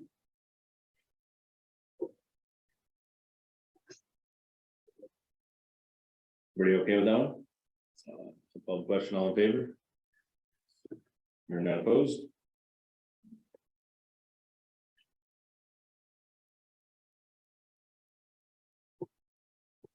Councillor Demona.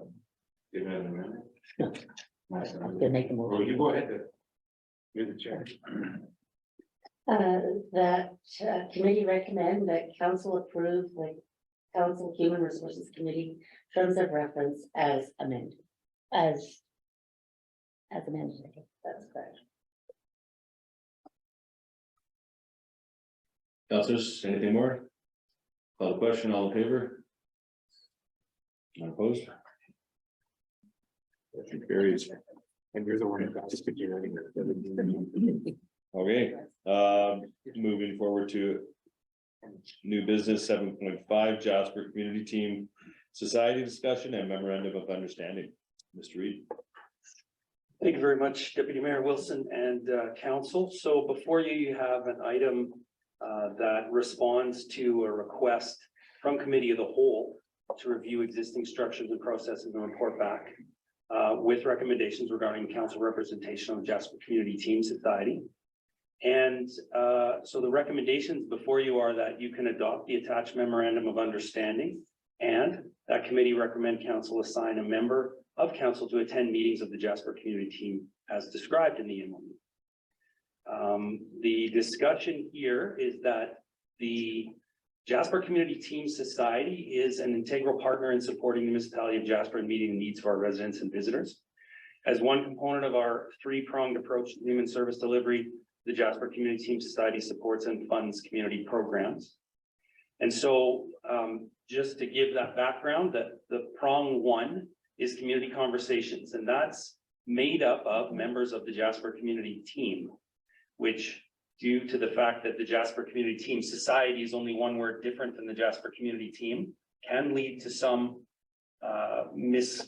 some confusion. But the Jasper Community Team is really a loose, broad, nebulous organization represented by our community and acted or activated by community conversations. And so community conversations are the opportunity for, as the community conversation policy reads, the opportunity for our residents to participate in the direction, trend, gap, and other analysis of the human services in our community. So they share information, identify priorities, and find solutions. Prong two is to support and fund community programs. And so this is where the Jasper Community Team Society comes into play, because they, as a funder of the municipality, then can activate some solutions that we would not be eligible for. And so the fundraising and funding that they create, and many events that they create, also meet the needs of the Jasper Community Team. But the Jasper Community Team Society is a registered nonprofit charitable organization that allows for other opportunities for our community that the municipality would not be eligible for. And then prong three, we as the municipality through the Community Development Department administer the programs, some of which are developed or revealed or analyzed, rather created through community conversations, some of which are created through the Jasper Community Team Society and the research that they do. And then some of them are actually funded by the effort and the work of the Jasper Community Team Society.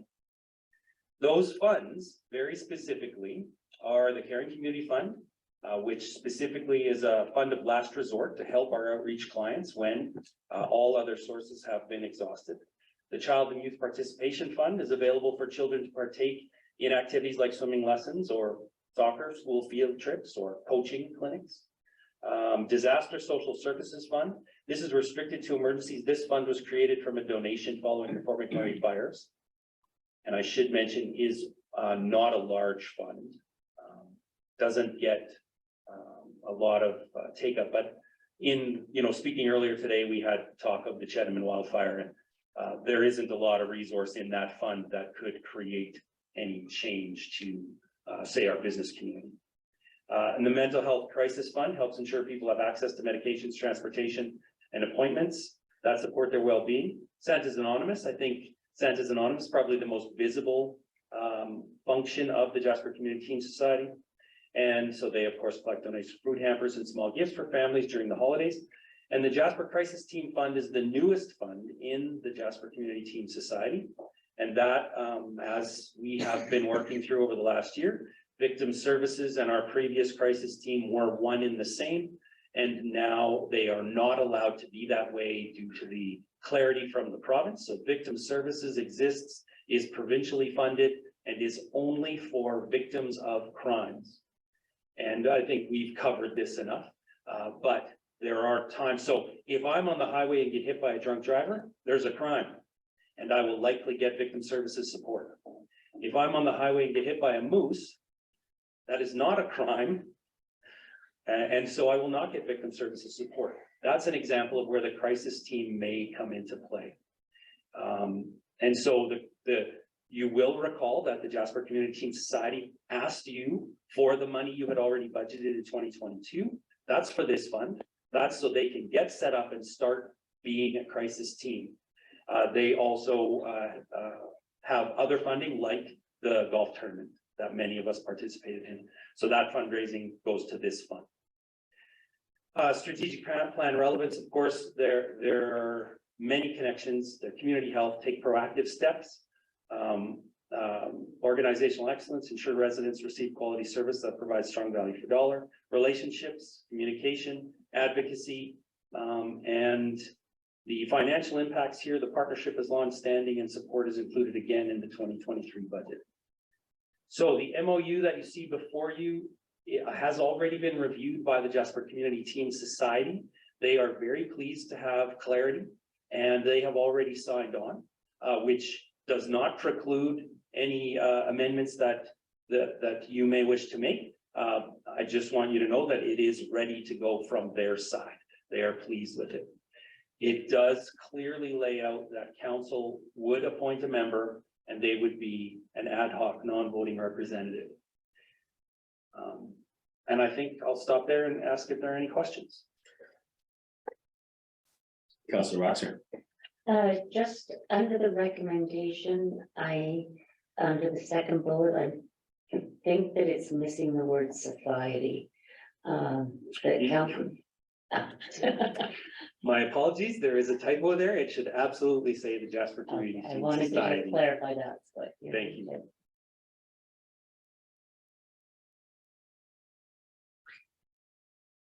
I think, if I may, Go ahead, I think I put that in there so that we could all really understand just how easy it is to confuse those people. Councillors, anything? Councillor Mona. Well, I just wanted to comment. I think he was just testing to see if we were reading our documents. I think you were ready to add that in. Oh, by the way, I just wanted to point out there is a typo here before we pass this.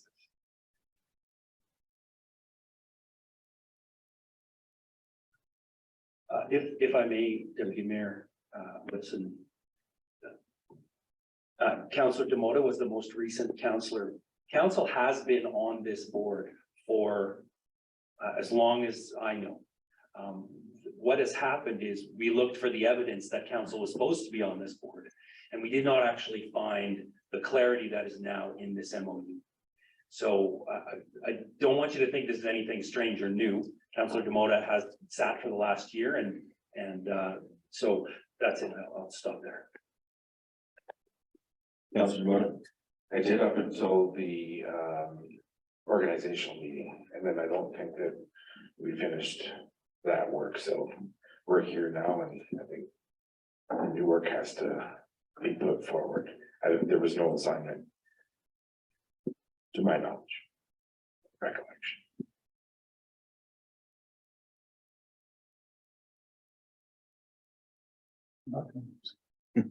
Have a definition.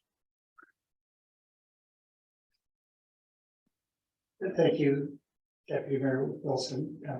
Through you to Mr. Rieg. I'm really glad that others have clarity, but it is all very opaque to me.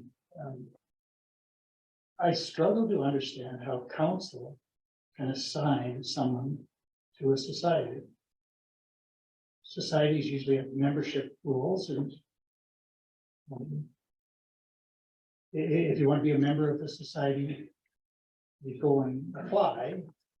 Council doesn't, you can't appoint a counselor to a society So for the museum, for example, we assign a counselor to sit with the board.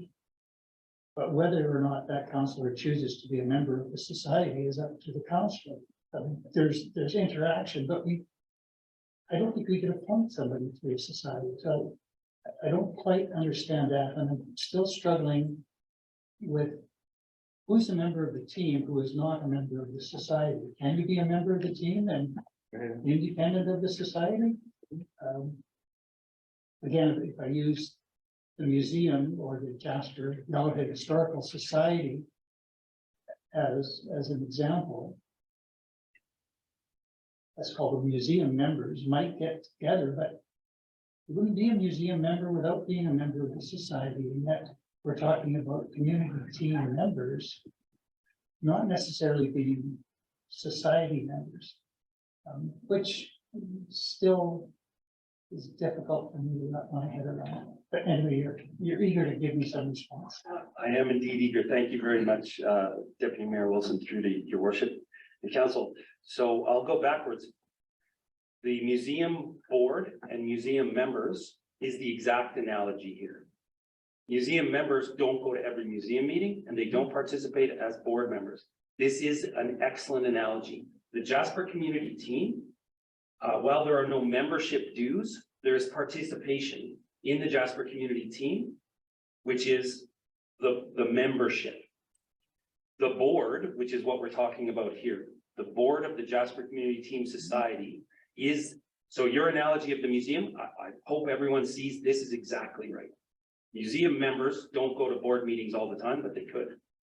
Museum members don't vote on board items, but they could participate, they could join the board, and that's exactly what we have here. Members of the Jasper Community Team attend community conversations and other things. They also participate in the organizations that they may represent, like minor soccer or minor sports overall. And they may, through their community team participation, reveal that they actually would like to steer the society itself. And so they would join the board. And in fact, I'll jump a little plug in. The board is looking for a couple of members right now. And so the end of January, they will be having a meeting where they hope to appoint new board members.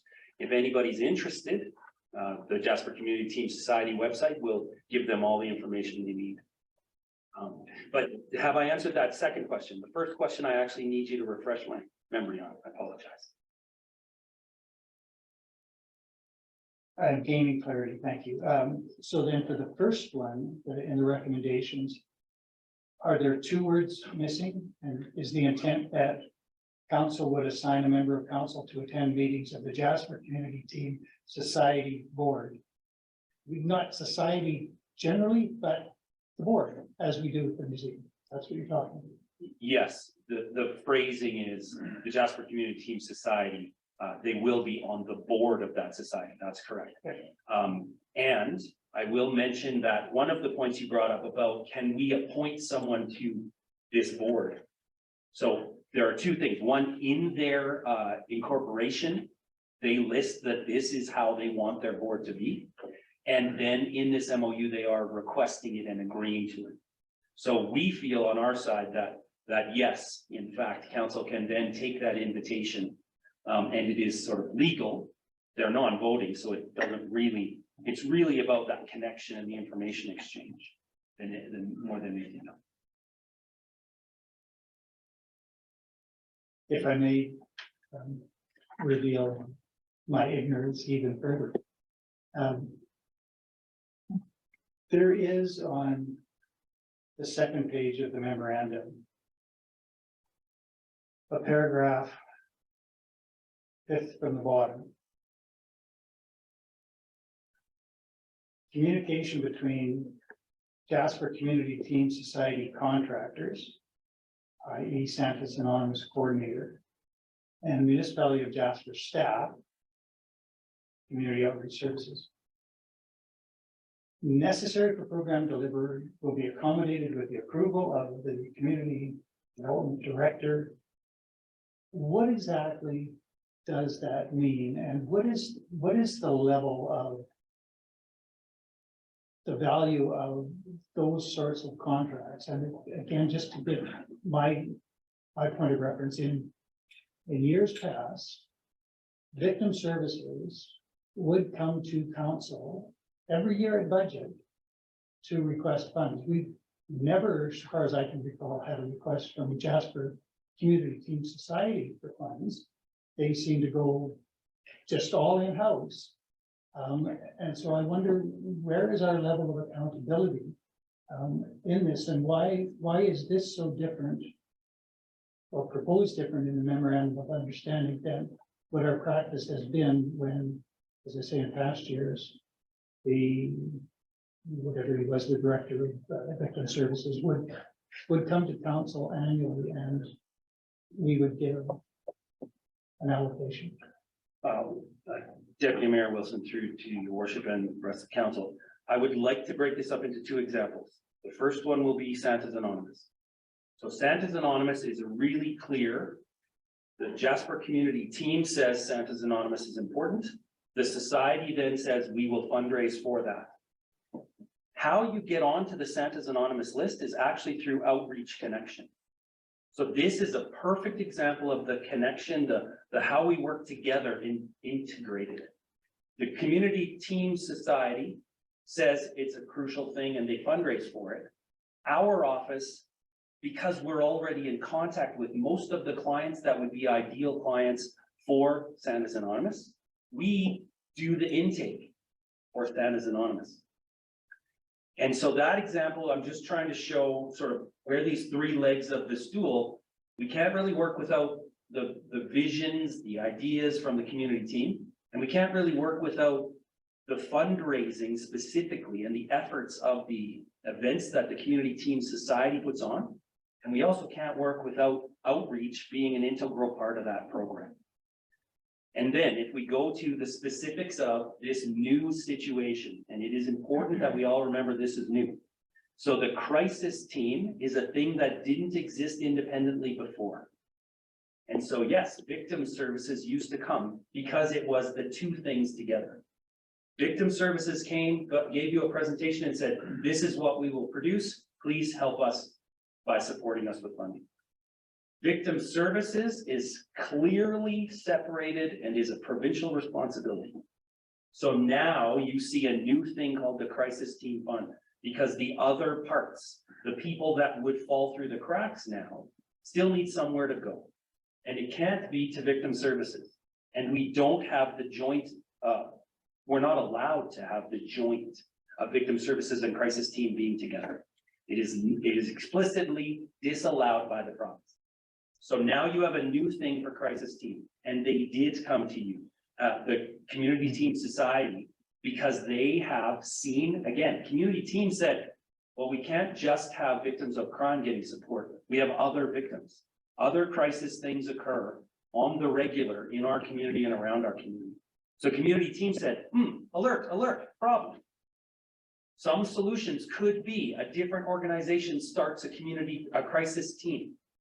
The community team society said, well, that could be us. We could do that. And they did. And they have some of the funds that were previously raised. They have the new funds from the recent golf tournament, which is now just a crisis team golf tournament. It doesn't have victim services anymore. And so, yes, that is absolutely a new situation. And for going back to the Santa's Anonymous example, to get crisis team support, you right now have to be in contact with an outreach worker. That is the intake method, the only intake method that exists right now. So an employee from breaks their leg at their employment, and maybe they were casual and didn't have any benefits, and the employer says, I can't carry you. That would be a crisis that would not be covered by victim services and would likely be covered by some provincial grant or provincial funding. But there are times when all that provincial funding doesn't. And so there would be a time where the outreach worker would say, okay, this is a crisis team. How about you? Maybe I should stop there and ask if there's any more questions. Councillor Keller. Thank you, Deputy Mayor Wilson. With all these explanations, I have a question. Many years ago, I was appointed to this board. Back then, the community society applied for grants on behalf of the municipality. And then those grants supported some of the community and workers, then it was brought over.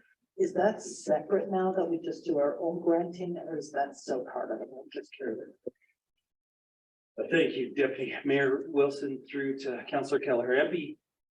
So by and large, that is separate. We do our grant applications for our staffing.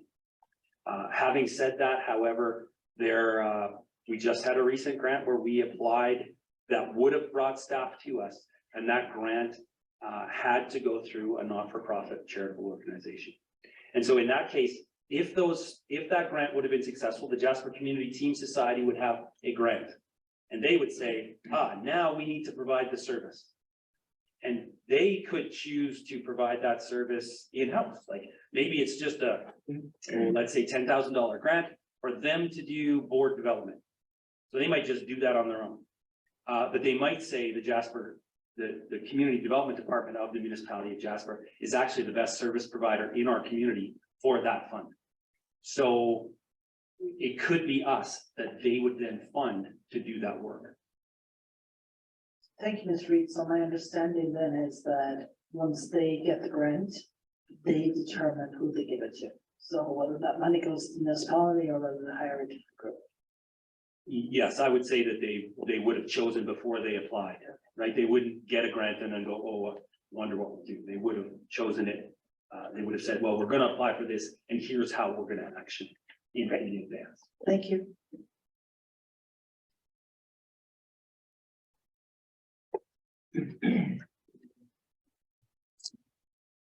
Councillors, anything else?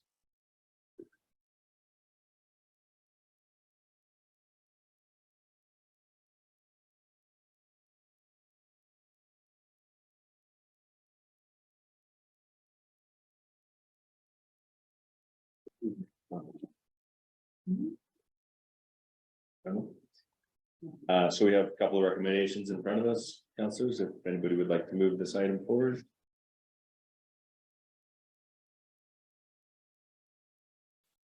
Councillor Miller. Thank you, Deputy Mayor Wilson. I would like to recommend that the committee recommended council to adopt the attached memorandum of understanding, and that the committee recommend council assign a member to council to attend meetings of the Jasper Community Team Society as described in the MOU. Thank you. Councillor Watson. I think we were going to add the word board as well. Friendly amendment accepted. If I may, Yeah, Deputy Mayor Wilson, Jasper Community Team Society as described.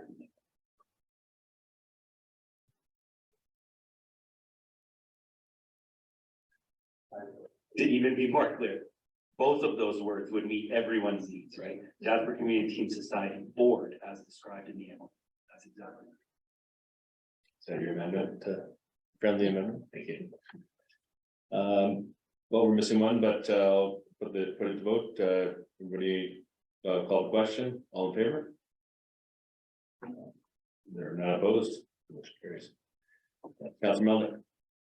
Seeing as how we've approached 4 hours of meeting time with our lunch break, I make a motion that we continue to meet beyond the 4-hour limit. Thank you for that. I'll call the question. All in favor? They're not opposed. Motion carries. And we're on to item 7.6, promoting active transportation in Jasper. Feasibility study RFP award. Mr. Given. Thanks very much, Deputy Mayor Wilson. Director Reed is going to handle this one as well. Thank you very much, Deputy Mayor Wilson, and through to council. So before you see a recommendation, that committee recommend that council award contract to Associated Engineering the amount of $44,988 to complete the Promoting Active Transportation in Jasper feasibility study. Of course, alternatives, you could receive this report for information only and thereby decline to award the contract and then decline the grant. You could request administration return to a future committee of the whole with further information as you may determine. The background, in 2022, the Community Development Department applied for a grant to study active transportation options in our community, specifically around bicycle infrastructure. The Transportation Master Plan supports active transportation, as does the current council strategic priorities. The municipality of Jasper was successful in that grant application, and therefore administration issued a request for proposals to complete the study. Administration received interest from 5 qualified firms, with 2 responses fully meeting the requirements of the RFP. Associated Engineering's proposal led in all 5 categories of the scoring matrix, and especially excelling in project understanding, appropriate schedule, clear deliverables, plus some interesting value-added project elements that should result in a more fulsome and more useful feasibility study. The strategic plan relevance, there were many factors of council's strategic priorities: community health, promote and enhance recreational cultural opportunities, enable facilitate events that provide opportunities to increase community connections, embrace growing diversity, leverage and create opportunities for greater inclusion, recognize the fundamental importance of our tourism economy, relationships, communicate and engage with residents, welcome the expertise, innovation, creativity, and commitment of community members, groups, associations, and businesses. The environment, increase opportunities for active transportation, organizational excellence, proactively plan for and invest in the maintenance and management of our natural assets and built infrastructure, and ensure residents receive quality service that provides strong value for dollar. The financial implications, the oversight of this project can be accommodated within the community development budget, and the cost of the study itself is fully grant funded from the Active Transportation Fund of Infrastructure Canada. And I'll open available for questions. Councilors, any questions for Director Reed? Councillor Keller. Thank you, Deputy Mayor Wilson. Currently, we have also a study on transportation going on at the moment. So will one complement the other? Deputy Mayor Wilson, through to Councillor Keller, MP. Indeed, in the RFP, we said you will work in concert and you will reference that transportation study. They are different but complementary, absolutely. Thank you.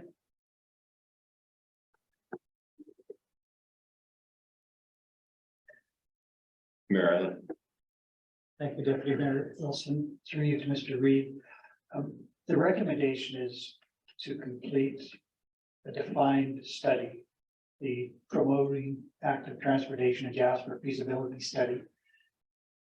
Is that a public document? Is it, if somebody searched our website, could they find that document if they were interested in knowing exactly what it is that we're proposing to spend money to fulfill?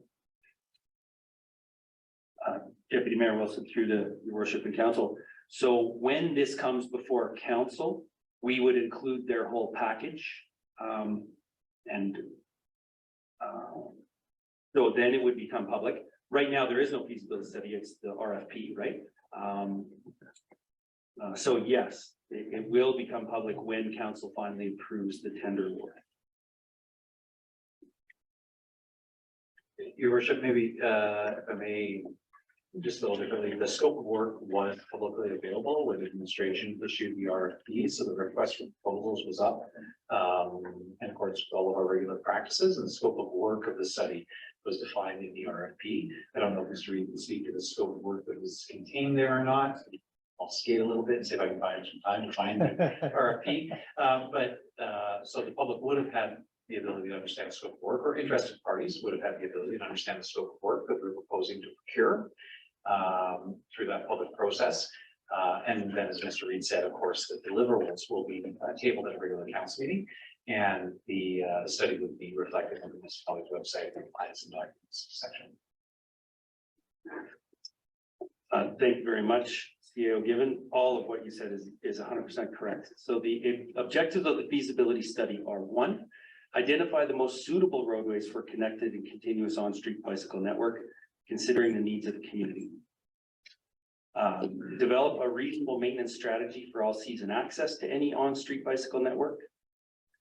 conduct a cost benefit analysis for the provision of a continuous on-street bicycle network against economic, social, and environmental benefits.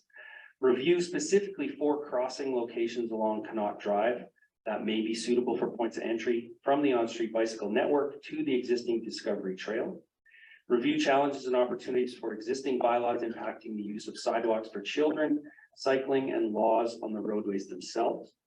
And recommend alternatives for wayfinding that are sensitive to the needs of residents, including vulnerable populations, linguistic minorities, visitors and tourists, and non-English speaking users of the active transportation network.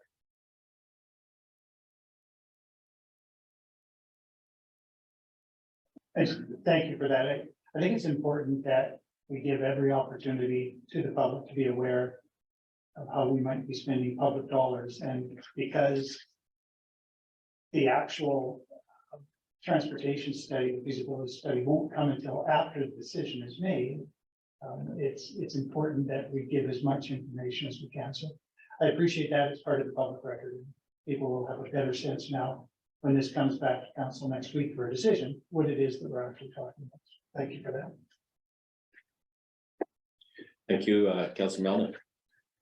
Thank you, Deputy Mayor Wilson. Just want to have an idea of the timeline, once this would be awarded, that Associated Engineering would have to complete the feasibility study. Thank you very much, Deputy Mayor Wilson, through to Councillor Melnick. The end report is expected August or September. They will be coming to the community to experience what winter cycling looks like now and what spring/summer cycling looks like now. So they will be in our community twice at least. And they will give a report to council in time for any consideration in the 2024 budget. Thank you for that. It's great to hear that they'll be in town in winter, looking at winter cycling. I was just chatting with my 3-year-old friend today. Probably all know him. He's out on his bike, and just for fun, this story, he's requesting that we scrape up the small flurry of snow that's left behind after the snowblower goes through, because that's what's thrown him down twice. I'm pretty impressed that he's out there, but you know, it's great to know that we're gonna look into that and see, you know, maybe some suggestions on how to make it easier for winter biking. Anything else, councillors? Councillor Hall.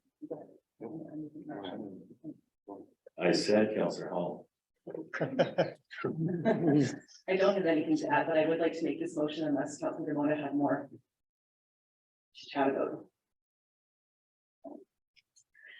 As a huge supporter of bicycle infrastructure, this is very exciting. Earlier we talked about Lions Park, and as there are desire lines in parks and on grassy areas, there are definitely desire lines around town where people ride their bicycles. I would move that committee recommend council award the contract to Associated Engineering in the amount of $44,988 to complete the promoting active transportation in Jasper feasibility study.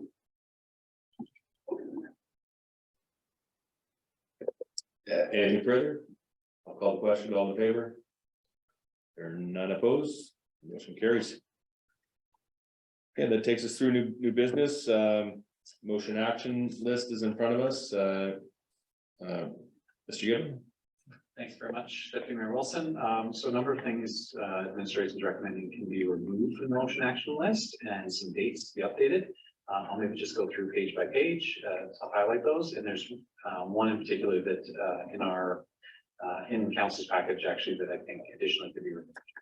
On the first page, the JCHC Governance Review 1 from back in June of last year. That was delivered today. That's the FCC report that you received. Of course, there's new work to be done on that topic, but that item from June has been delivered. Community conversation, town internet access. Administration is recommending updating that date, forwarding that item to February, and the same with the fruit trees on municipal property. again, recommending forward in that February. Policy of the 017 Community Economic Development Fund was delivered by Mr. Reed today. The one that I missed in the oversight in advance of putting this on the council agenda was we actually have a sort of a duplication of the review of policy A005 community conversations. The October 25th item was actually delivered previously by Mr. Reed and Mr. Riddell. So that one I would suggest could also be deleted because this is on the second page. There's another community conversations in. The draft of the Human Resources Committee terms of reference were delivered today. That could be removed. Communities in Bloom terms of reference, we're seeing that one as a February item. The Community Team Society item was again delivered by Mr. Reed today. And then at the bottom of the page, you'll see that we have a proposed date change for the community conversations policy review. Administration is proposing that this may be an item that we could benefit from discussion from council strategic planning session, just to get a bit of a clarity of expectations. So the administration is proposing that to come back in February after having a chance to discuss with council strategic planning. And those are all the updates that the administration. Thanks, sir. Any questions on the motion action list? We have a motion to receive the list for information. Take that from Councillor Keller MP. All in favor? They're not opposed. Okay, brings us up to council item 9. Councillor upcoming meetings. Councillors. Councillor Keller MP. I had an early childhood conversation tomorrow, but Councillor Hall is going to attend in my absence. I conflict. Thank you, Councillor Melnick. Thank you very much. Tonight I have the Jasper Yellowhead Historical Society / Museum Board meeting. And I will be attending that this evening, and tomorrow I'll be in attendance with His Worship at the Jasper Park Chamber of Commerce monthly breakfast meeting. Councillor Dumont. I will be attending, hopefully, on the first Wednesday of February, the next adult community conversations. And the reason I bring this up is because at the last adult community conversations, there was some discussion about perhaps another conversation that was somewhat alluded to here at council by Mayor Ireland in addressing a concern in the community about the lack of, or I guess the absence of some type of business related conversation within the community. There were some points addressed that I want to bring up when I'm reporting on the community about our website and then just business support services in general, but there was a gap addressed in that meeting, and I wanted to bring it up at the next meeting, but I'm not going to be here for the next regular council meeting due to another obligation. So I just wanted to point that out, that a notice of discussion might come up on this and that it might be relevant, and I wanted to get back to where the mayor has mindset into an additional community conversation, and whether it's revolving around tourism. There seems it has been brought forward that there is a gap representing business in the community, and I'd like to have a broader discussion with council about that. Thank you. Okay, Councillor Hall. Thank you, Deputy Mayor Wilson. Tomorrow I will be attending a school age community conversation followed by an early childhood conversation, which I'm very excited about. Tomorrow evening, I will be at the library board meeting where we will be welcoming our newest member, Sean Cardiff, to the board and discussing our year and getting ourselves organized. It's like our organizational meeting. I'll just add that I'm going to attend the inaugural meeting for Alberta Municipal Climate Leadership Council, and I'm a part of. It's exciting. That's on Thursday at 1 o'clock. Yeah. Mayor. thank you to Councillor Melnick for reminding me I have to get up early tomorrow morning for the Jasper Chamber of Commerce monthly meeting. Just so that you're aware, been advised that ATCO and Parks Canada have both been invited to the chamber meeting tomorrow to debrief the Chesney wildfire. So I will be there as well to answer any questions that might be directed at the municipality. I updated councillors yesterday with status report regarding our initiative with Banff and Canmore. Through our consultants, we made a submission for budget 2023 yesterday, and whether or not we can say it's a direct consequence of that submission. Later in the day, we received an invitation to meet again with Minister Schultz, the Minister of Municipal Affairs. And so that is going to be scheduled, and I'm not quite sure whether it's going to be Monday the 23rd or Tuesday the 24th, which conflicts with our schedule, but another meeting is being arranged with the minister in that regard. So that I think is good news. And in my diary, I have scheduled to attend the Northern Rockies tourism strategy session in Hinton on January 18th. There will be others who are interested in attending that as well. So a regional look at tourism initiatives, and if I can manage that with my other schedule, I will attend that as well. Councillor Melnick. Just on that note, I registered for that as well, and it appears that I am not able to travel that day. I believe Councillor Waxer is attending, and prior to me canceling my attendance, if there's another councillor who'd like to go, we could arrange to just change the registration. If not, later today I'll be canceling that confirmation of attending. Could you send us out information regarding that? Okay, thank you.